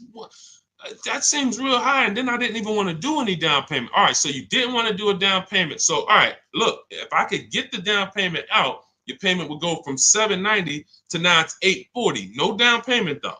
What's more important than you, the payment or the down payment? No, well, both. But what's more important? If you had to pick one, well, I really don't want to do any money down. All right, so right now we're at $840. Where can we agree? You know, I'll talk to my manager. Where can we agree that you'll be happy. Because I want to make you happy, Mr. Jones. Nah, I mean, I'm thinking of paying like, I really wanted to be at 500, Mr. Jones. I understand. Where'd you come up with that number? I just thought, like, I'm looking at the car, I'm thinking, 500 seems fair, but follow me, Mr. Jones. You're looking at this car, you know where the demand is, you know there's no cars around. This is all stuff that's not true. You don't know where the demand is because you haven't shopped. There's no cars around. You don't know that because you haven't shopped. But these guys we are absolutely trained to, if you want to use your powers for evil, it is very easy to get you. That's why we don't shop that way. I would never send you in to deal with people who negotiate every day for a living like this. Your power is being at home, having multiple dealers compete for your business, and that's how people like Tasha get these deals. Thousands off on a brand new car, only 1-year-old car. This is how. We got grandmothers who do this. Look, India, ridiculous deal on a Toyota. Look, Hyundai, $365 a month, no money down. 2024 Hyundai Elantra, limited, with the leather in it. She didn't get that going in negotiating. You can't. But from home, that's where the power is. That's why our entire system is called Cars from Home. I can sit here and walk you through why you can't win. I don't care who you are. So when I'm telling you, you have to change the way you shop. When people say there's no deals, they're right. To you, there's no deals. To someone who doesn't have shopping strategy, doesn't know how to put dealers against each other, there are no deals. But to people like us, we've been making deals. Let me show you, Bonita. Let me show you a pandemic deal. When people were out there thinking, no deals, Deshone, this is so bad. When is the market going to change? Look, Bonita, 2022, she leased her dream vehicle, a 2023 Kia Telluride. She put $600 down, drove off $600 a month. She gave them $600, drove off, no money down lease. People were leasing and buying these vehicles for $10,000 over sticker. I'm not on here to talk to you about hundreds of dollars. What do I care about hundreds of dollars? You think we're on here, you think we're getting together to gather you guys to talk about hundreds of dollars? That doesn't matter to me. Thousands is all we talk about. Every single thing we discuss here is $1,000 mistakes. You not leasing when you should be leasing. $5,000, $7,000 mistakes minimum. You not getting multiple offers on your car. Could be depending on the car, you look at somebody like Kimberly. Kimberly gets $20,000 off her Maserati. $20,000. Sean gets $20,000 off his F-150 Lightning. These are just some of the, look, even somebody like Tiffany, let's take a smaller discount. She gets a Mazda CX-90. She gets $6,500 off. What happens? There are people who got that same car. You won't. They're not going to say it. They'll never say it. They'll never come on here and say, "Hey, Deshone, I got that same car you just showed her get, and I only got $2,000 off." They won't say I overpaid by $4,500 because I didn't know this. But I'm telling you, I know this because I've been working with people around the country. So understand, we're not here to talk small numbers. When we're tapping in, we're asking you to tap in, lock in, so that you can actually keep thousands and thousands of dollars in your bank account instead of putting it in these cards or giving it to these dealers. That's it. So everything we discuss is out of my new book, Cars from Home, 7 Steps to Saving Time, Money, and Avoiding Dealerships. It's a 7-step process. Doesn't matter whether you're leasing, 7 steps. Doesn't matter if you're buying new, 7 steps. Buying used, 7 steps. You want to sell your leases, which who didn't know you could sell a lease? Put a question mark. Who didn't know you could sell a lease? Type a question mark in the comments. Question mark. Deshone, what do you mean you could sell a lease? Okay, thank you. We're renovating with the jeans. Okay, look, Lynn, Brooke, Miss Tucker. Look. How much has that cost you? Not knowing, and we begin to teach people to do this during the pandemic because every single car was $7,000 to $10,000 more than it was truly worth. So a Jeep Grand Cherokee, I sold my Jeep Grand Cherokee for $28,000 after I had leased it for 3.5 years. 39 months, I leased it, and then I sold it for $28,000. The vehicle, brand new, was $35,000. Brand new, that Jeep Grand Cherokee Laredo that I leased for $330 a month, paid $330 a month for 39 months. I sold it for $28,000. CarMax won the bid, and I put $9,800 in my pocket. I helped my mother sell her lease on her Mazda CX-5 for $10,200 in equity she put in her pocket. Now, those equity numbers don't exist anymore. That was a once-in-a-lifetime seller's market, well, so far in our lifetime. So far. There's people who still want that. They still are basing, and you may know people who are like, hey, well, I'm going to buy this car and I'm going to flip it because I bought a 2019 Mustang and then I sold that Mustang in 2021 and got all my money back. Try that again. You're going to lose everything. It's over. It's over. That was a limited inventory, global shortage, chip shortage. Everything's worth $7,000 to $10,000 to $12,000 more. Those who cashed out won. Those who cashed out at that time won big. You can look back over history, and I helped a lot of people do that. You can look at my videos. Some of my biggest videos, 5 million views, 3 million views, was had to cash out. People coming on there, yo, I just sold my lease. I made $7,000. Yo, I made $10,000 because of you. Yo, I sold 2 leases. I'm telling everybody during the pandemic, cash out, cash out, cash out, cash out. You won't be able to do this again. But there's still money to be made if you have equity in your lease. There's still $2,000, $1,700, $3,000, $4,000. Some of you low mileage people who you lease, but you only drive 5,000 miles a year. There's equity there, but you got to know how to get it. You got to know how to get bids. What's the process? And get we get bids from CarMax, Driveway, Carvana, Kelly's Blue Book Instant Cash Offer. What is that strategy alone worth? Just the cash out, just the equity assessment, step 2 in my process is worth.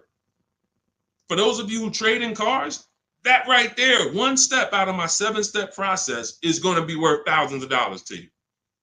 So you can get my new digital book, Cars from Home, 7 Steps to Saving Time, Money, and Avoiding Dealerships, and you can get it for 75% off. That's my welcome offer to you, but it's only for 30 minutes. You go to my TikTok bio, my Instagram bio, the YouTube comments, or the Facebook comments, click that link and get your copy for 75% off. You won't even pay the $97 price. You'll pay $24, but you got to get there before the timer goes to 0, and then it goes back up to $97, which is worth every penny. Book's worth every penny at $97. It'll be in your inbox in 2 minutes. And make sure as soon as you get the book, you screenshot the thank you page, because the link to open the book is actually on that page. You open the book on that page, and I also email you a copy, but my support team's email is actually on that page as well, because sometimes you type your email wrong, you're typing fast, you're trying to hurry up and get it before the sale ends, and then you end up typing your email wrong. We can't send the book to a wrong email, so that you'll have my support team's email there. But this is the most serious thing outside of buying a house. There's nothing more serious to me. And some of you are not going to even buy houses. Some of you like, Deshone, I'm a renter. I don't plan on buying. That means the car is your most expensive purchase. And you're going to do it over and over again. You might have 5, 10 of them in your lifetime or more. You lose $5,000 on every one because you didn't have strategy. That's a tough gig. That's a tough gig. I wouldn't want to be in that situation. And I'm not going to be. And anyone who's listening to me is not going to be. Go ahead, Dolan. Let's keep the show on the road.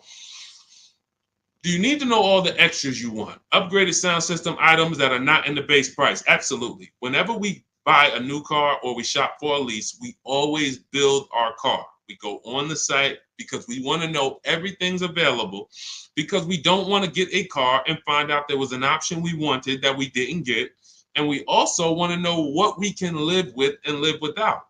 And we want to build our car to come up with an MSRP. So if the car you want the panoramic sunroof, you want the blind spot monitors, which most cars come with now, whatever it is, you need to have an idea of what that's going to cost.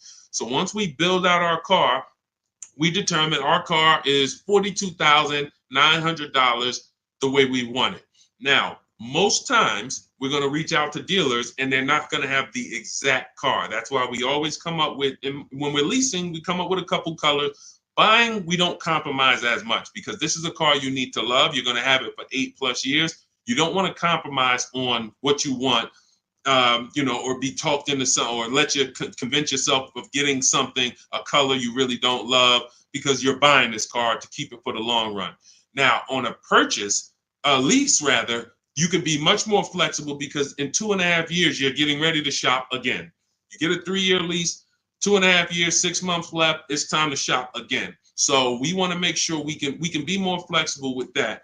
But yes, we want to know how much it's going to cost so that we can start to budget. We always say with a lease, when we build out our car, we take 1.25% and we use that as a gauge of around about what it should cost. So if we're looking at a car that's $42,300, we multiply that by 0.125 and we say, okay, $528, that's a fair below market lease deal. Now, if we can do better than that with bids, we will. If the lease program is not as good, when we get our bids, it might come in at 1.3, 1.4, our best offer. We're going to have more offers than that. If your other offers aren't higher, then you didn't shop the right way. Because when you shop, you should see a $3,000 to $5,000 to $7,000 difference from your best offer to your worst offer. When you get offers the way we teach, you're going to get more market value, below market value, above market value. You're going to see them all. And you're going to be like, wow, I can't believe all these dealers, this their best offer? Yes, they want to sell and make a lot of money. But we don't care about them. I don't focus on the 80%. We're looking for the 20%. So we use this as a gauge to say, all right, this is around about what I think I should be looking at paying, depending on the deal that I get when I actually get my offers. So that's why it's important for us to build the car. Those are all the reasons it's important for us to build the car before we actually go shop for it. Okay? It's a great question. I see you. I'm leasing this year. There you go. If I could get more people to lease, wake up and look. I don't want you leasing if you're keeping your cars 8 or more years. That's the key, because sometimes people will come on the stream, hey, is this all about leasing? No. If you're buying, there's so many things you need to know about getting below market purchases. New cars, used cars, we haven't had those questions come in. People are not really asking questions about used cars and things of that nature, but I'm answering the questions that Dolan puts up that you guys are writing. So when we look at purchasing, there's a ton of questions that we got to look at, ton of questions. But when it comes to people not keeping their car 8 years, you should be shopping for leases. You're not keeping a car long enough to beat the depreciation. The depreciation's going to kill you, not the loan. Doesn't matter. Loan's okay. You could pay cash. Doesn't matter. The depreciation's going to kill you. That's what you're doing. You're buying a depreciating asset, trying to keep it short term, flip it, and do it again. You can't win. The only way to win with a depreciating asset is long-term ownership, or never tie your money up in it in the first place, which is a below market lease. Go ahead, Dolan, throw that one back up. Arturo, does your credit score affect the lease? Sure. You want to have fair credit? I always tell people you want to get to about a 660, 680, similar to if you were trying to get a good deal on a house. You would be trying to set yourself up with a good credit report to buy a house. Now, with leasing, you can also lean on payment history. So if you have a $400, $500 a month payment, you've been making it on time for 2 years, that weighs heavily in you getting approved. I always say it's nothing that gets you approved for a new car like a paid on-time payments for your old car. The banks look at that and say, well, hey, we can see, yeah, credit cards might be high, but they never miss the payment on their car. They never miss that $500 payment. That means something to the banks when your credit score is a little in that marginal in that marginal range or that mid range. So I always tell people, get to a fair range, work on your credit so that you're able to lease, and don't tie up your money in a long-term purchase because you can't lease right now. If I couldn't lease right now, my only mission would be to get an inexpensive car, get my credit to a 660, 670 to lease. I wouldn't be trying to get a Dodge Charger, $20,000, $30,000, $40,000 car. I'm going to pay 20% interest And when I go out to replace that car, I'm going to have so much negative equity because the interest alone is going to bury me because I don't have good credit. So now I'm no closer to leasing. My payment is going to be high. And I usually end up with an older car because I'm trying to squeeze my way into a nice car that I could show off and feel good about. Nah, I mean, I work hard. I want to be able to drive something that, I feel good about. But you haven't qualified yet. You haven't qualified to drive something great yet. If you have a 500 credit score, 600 credit score, you're not qualified to drive something ideal yet. You should be sacrificing to get set up so that I can make a power move. And what you do in getting set up is you get the least expensive car that you can get a loan on. You get a $10,000 car, quality, small car. Try to get something that brand new was $24,000, $25,000, Hyundai Elantra. Get yourself a smallest car that you can qualify for, and you have minimal payments, $200, $250 a month payments. You pay those payments on time. You make sure it's a quality car, and you go and you make a move for a lease once you've established yourself. Or you can just do what other people do and say, you know what, who could get me in this brand new whatever, or who could get me in that, used Mercedes? And you're going to lose in every way. The quality of the car is not going to be ideal. The loan is going to be out of control. The interest is going to be ridiculous. You might not get a great price on the car because you come in looking desperate. You need a car, not want a car. You need a car. So nothing is working for you. Everything's against you.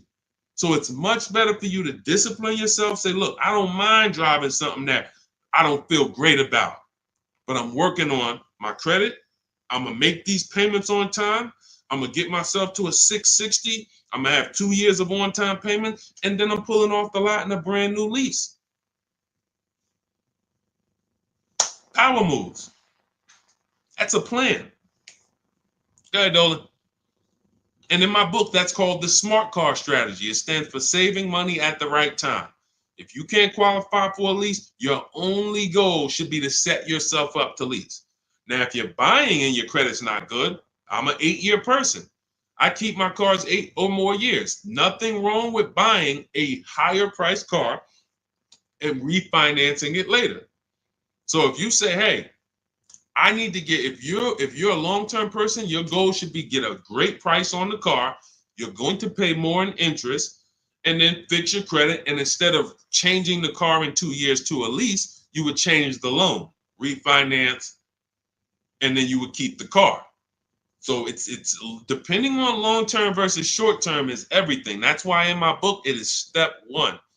You need to know from the get-go, am I a long-term person, 8+ years, or not? Because that's going to be the foundation we build on. Everything else comes after that. Karen, thank you for helping with my digital book. I wasn't checking my email. Of course, we want to use cars. So you're just following the multiple marketplace strategy. There's steps before that. And here's what I tell you, guys who have my book, ask yourself, what step am I on? This is what I tell everybody that I work with. Ask, what step am I on? Because if you're doing step 3, but you have not done step 1, that's a clear indicator. Oh man, I haven't done step 1. Step 1 is leasing versus buying. Most important question. How are we beating depreciation? We go into deep. I show you lease scenario, purchase scenario. Lease scenario, used car scenario. To make it very clear that if you set out to buy, but you should have leased, can't help you. You're lost. And I talked about that earlier. We ran Zafrina's $579 a month payment versus what a new car would cost her, which would be $900 or $65,000 car. That would have been $1,100. Or a used version was $800. So you can't compare that. If you go out and you get a great deal on a purchase and your payment's $700 a month, then that means that lease payment probably would have been $400 a month. It's no way to, how do I get out of this? You shouldn't have been in it. That's why this is step 1. So what was that question? What was that question? I don't even know how I got on that. Oh, you said I want to use car. Yeah. So we want to, so you want to ask yourself, where am I at in the process? Because we're not in the market until step 5. Step 5, we're in the market. That's when we're on our marketplaces, shopping, narrowing it down. We have specific ways we narrow down used cars. This is not just general information that you can find on social media and you Google it, how to buy a used car. Yeah, good luck. That stuff means nothing. Car salespeople are been watching those blog articles for years saying, okay, this is what they're coming to do. Don't tell them you have a trade-in. Okay, good. Stuff has been around for 20 years. What we're doing is we're narrowing it down when we get to step 5, based on title history, service records, accident history. Then we're narrowing it down and we're coming up with our top 5 choices, top 3 to top 5. Then we're verifying who has bogus fees, who put one price online that they're not going to honor. So all of these, this is my top 5 list, but some of these might be fake prices. So we need to verify that. And then we're going to get the new car price to find out what the true discount was. How much was this vehicle brand new? When I bought my Infiniti truck, I narrowed it down to 4 choices. They were all white, between $30,000 and $32,000. Sounds similar. They're not. You looking at 4 white Infiniti trucks between $30,000 and $32,000. Similar miles, all 2020s. They were 3 years old at the time. Looking at all 3, whoa, these vehicles look similar. Once I got the brand new price, I found out one of them was $46,000 brand new. The other one was $48,000 brand new. The other one was $52,000 brand new. And the one I ended up getting was $54,000 brand new. Big difference. See, so what seemingly was close was nowhere near close. The furthest apart was 54 to 46. It's an $8,000 difference between the least expensive one and the most expensive one. But without the brand new price, you don't know that. You're choosing the wrong vehicle, thinking, oh, I got a good deal. No, the good deal was that other one that you didn't pick because you didn't have the brand new price. So that's step 5. But we got plenty of things we do before that to verify the DNA of the vehicle, check the data. And look, let me be clear. It takes me 90 minutes to buy cars. I'm not putting a system together that takes days. I'm not going to do it. It's not necessary. Choosing your vehicle, that might take you days. Going and looking at cars, test driving, that might take you days. Deciding what you want. We call that shopping. That's a step in my book. Shopping, not buying. That's deciding what you want. But once you know what you want, 90 minutes. Now, first time you use our system, it might take you 2-3 hours because you're just learning. You're overthinking. Haven't trusted our process yet. That's normal. But once you see, wait, this is simple steps. I'm going to websites, putting information here, looking at this. This is stuff a high school kid would do. If I could teach a high school kid to buy a car, it'd be easier than some adults because they don't have to unlearn much. Adults, it's like, hey, but I don't have to go into the dealer.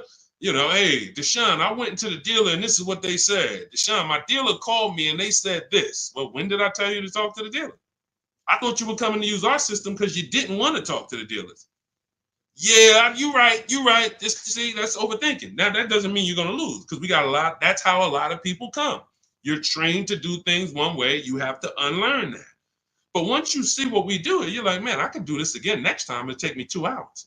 I get any car I want in the country, Bentley, Rolls Royce, Corolla. It's going to take me 90 minutes because I'm using the internet.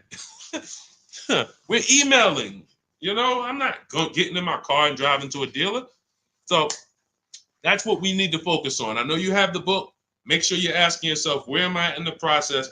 Start with step 1, just check them off. Step 7 is delivery. So when you check off delivery, you're done. You got your car.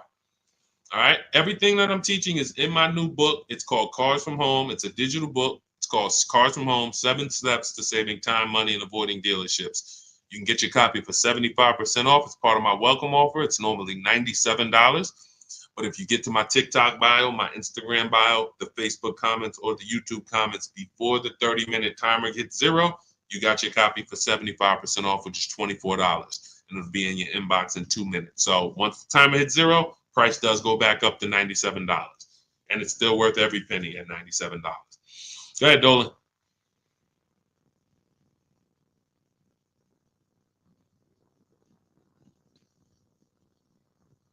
Dolan, you there?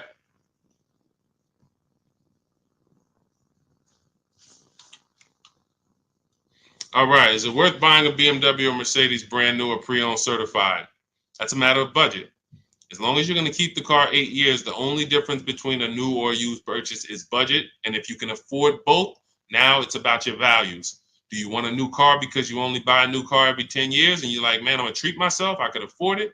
Or do you want a pre-owned car because you're like, hey, I want to treat myself, but I could also take a 2 or 3 year old one and I'll be just fine with that.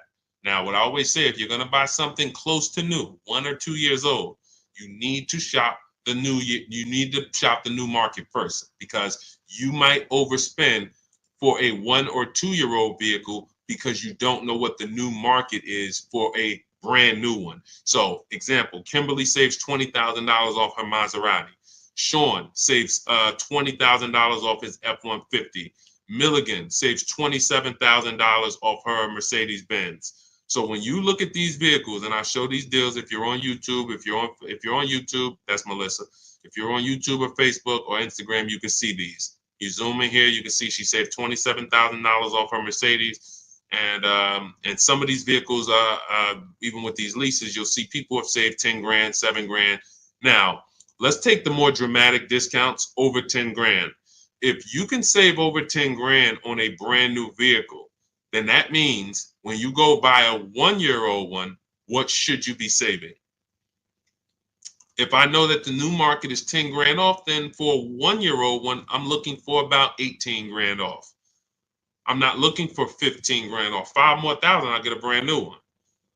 So I need to know what the new market is to know what the used market should be. Now, this is once you get to 3 years old, you don't need to do this, because 3-year-old vehicles, there's a lot of options, because there's only 2 ways dealers get most cars. They're going to buy them off their customers, or buy them from auction, or they're going to buy them after the lease. So 3 ways. Buy them after the lease.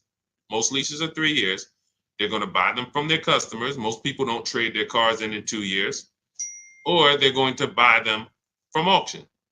And most people are not getting rid of their cars in 1 or 2 years. So you don't have a lot of options to choose from. You have limited competition. And when you have limited competition, you have a high chance of overpaying. But if I shop the brand new market and I see, wait a minute, on this car, brand new, I could get $20,000 off. Now, some of you might say, wow, if I could afford, I'll just get a brand new one. If that's the market, because I didn't know that the discount was going to be that big. But once you see this, okay, I know I can't pay more than on a used one. See, somebody who would buy a 1 year old F-150 Lightning, truck's normally 70,000, 73,000. So they might look at a 1 year old one for 55 and be like, wow, that looks good. Thank you, Renovating with the Gene. They might look at it and be like, okay, wait, this is a 1 year old vehicle and you asking 55,000 for it? That sounds good. Because it's brand new. How much is it brand new? Well, 73 brand new. Whoa, that's a big discount, man. All right, yeah, I ain't gonna even argue with you. Let me get that. Not realizing that the brand new market on that vehicle, the person saved $21,000. So 73, 63, 53. So literally the brand new market on that vehicle was lower than what you just paid for a 1 year old vehicle. And what's going to happen when you go to resell that vehicle later? You're going to lose because you overpaid by thousands of dollars. So this is so important to understand.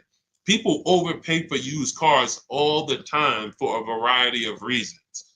They don't know what it was originally. What was the original new car price to even know they're getting a good deal on a used one? They don't know what the actual new car, again, this is for the 1 and 2 year people. You got options because somebody asked, hey, should I buy brand new or should I buy pre-owned? That means you probably have the money to afford both. So you might go out and buy a 1 or 2 year old pre-owned. But if you're like Milligan and you bought one of these electric ones, she saved $27,000. If you went in and you bought a 1 year old one and you got 20 grand off, you might think you won. But she got 27,000 off a brand new one, which means if I saw 27,000 off a brand new one, for a 1 year old one, I want 35 grand off. I want 38 grand off. The new market for this vehicle is very soft. So that means the 1 year old market should be very soft. It's an extreme depreciation. Another reason why you don't buy these vehicles. Now, mind you, you know what I didn't mention? the people who paid for this vehicle and didn't get $27,000 off. It's people who are going to see this stream. Again, most of them will never say it. They have this same vehicle that Milligan has. Same $73,000 vehicle. They went in, they negotiated. They said, listen, all right, come on, man, make it 10 grand. 10 grand off. And they went home thinking, hey, honey, you're not going to believe this. Guess how much they took off the truck? How much? 10,000 off. They in there, oh, I won. See something like this, that's why you can't feel for the bottom. Negotiating and feeling for the bottom, wondering, all right, I think I'm at the bottom. That sounds good. You can't win. In fact, I've showed you multiple ways you can lose huge like that, and people are losing like that. You can't feel for the bottom. You don't know what we have. As the dealers, you don't know what rebates I have. You don't know how many incentives I have. You don't know if the manufacturer sent us extra money because we got to move these vehicles. You don't know any of that. You come in and asking for the invoice. All right, invoice on a $73,000 car, 6.5% markup.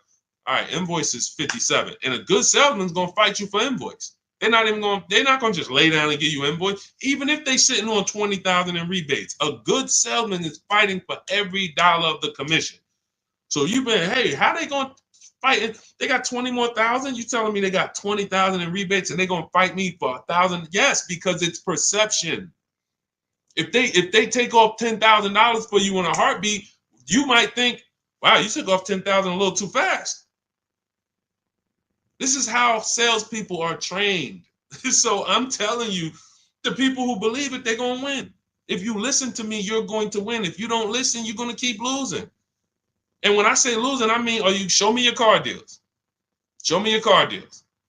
That's all I care about. Sean, I'm going to do it my way. Okay, show me your car deals.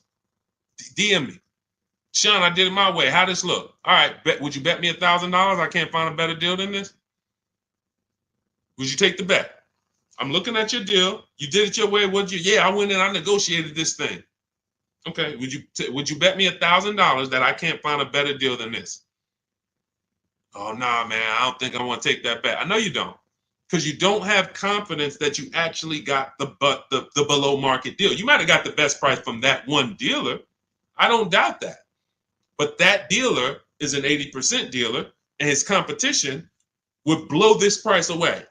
But because you didn't talk to his competition, you never gave his competition an email, you never gave them an opportunity, you don't know that they would have beat this price by $3,000 or $5,000 or $10,000. That's what we do here. That's what Cars from Home is. That's why our system is called Cars from Home. All our deals, 90% of what we do is from home. 90%, and sometimes 100%. Only time we can't do 100% is if a dealer doesn't deliver or we're buying a used car. Used car, we must go to the dealer. We must test drive that. That's our last step in our process before we lock the deal up. We cannot, but we've had tons of people who never left their house. I have a couple of them on here. Delivered the car. Let's see, we got people on here. Leasing process went quick. Sent the email. Anyway, I could pull up a bunch of people who just did. That's simple, because dealers this is 2024. Like, people think Carvana is the only place that delivers cars. There's plenty of dealers, especially the 20%, that'll bring the car right to your doorstep. Look, about 5 days I walked out. Yeah. Anyway, all right. I think we've done enough. Look, everything that we've taught today is out of my new book, Cars from Home, 7 Steps to Saving Time, Money, and Avoiding Dealerships. It's a 7-step process that I've developed over 14 years in the car business to buy, lease cars, below market value in 90 minutes. This does not take a lot of time. This is the easiest way. You don't have to be a great negotiator. You will stay at home where your power is, where you can put dealers against each other, put banks against each other. Thank you so much, Renovating with James. And you can employ competition. The same way you shop for everything else, competition, you can bring that to your car deals. And that's the only way you're going to get below market deals. And that's the only way you're going to start to enjoy car shopping. When you're at home and tons of dealers and banks are actually competing for your business, you actually enjoy that. That's why when you see people like Teddy, who said that I will never lease another car any other way. Look, suppose it's a bit wordy. Look at Teddy. You got his BMW 2024 i4 M50, $73,000 vehicle. His best offer was $856 a month, which is a 1.16 lease. His highest offer was $1123 a month from another dealer. His closest dealer, his local BMW dealer, was 97. Where was it? Nine. Look, the dealer closest to me was 986. His closest dealer that he probably drove by and saw the car and said, "Man, all right, I'm gonna work with them one day." 986 a month. He ends up paying 856, over $130 less than his local dealer. But he did it from home. And he said at the beginning, I will never, I repeat, never lease another vehicle any other way. Now, had he bought the car and got 10,000 off, he would have said, I will never buy a car any other way. The Cars from Home way is how you are in control, how you feel like the prize. And when that 20% dealer wins your business, you feel like you won. You know you won. So, all right, let me get out of here, y'all. Grab your copy as my welcome offer to you of Cars from Home. 7 steps to saving time, money, and avoiding dealerships. 30 minutes only. You can get it for 75% off, which so you won't pay the normal $97. And my TikTok bio, my Instagram bio. Click the picture of me, the YouTube link, or the Facebook link, and grab your copy. As long as you get there before the 30 minutes is up, you got it for $24, and you'll have everything step by step. You don't have to remember any of the things we've spoken about over the last hour, 15 minutes. You don't have to remember them because you will have the blueprint step by step. Leasing step by step, buying step by step, selling leases, selling your cars. We never trade cars, getting out of negative equity. All in there, high mileage driving, everything in my 14 years of experience is in that book. All right, so I look forward to you guys using it. Make sure you send me your success stories. Write me emails when you make your deals. Let's continue to 30 minutes now. It's only available for 30. Now, it's available forever. $97 is the price. Normal price of the book is $97. But for 30 minutes, you can go to my TikTok bio and you can get your copy for $24, which is 75% off. All right. God bless you guys. I'll see you soon. And keep unlearning, keep relearning.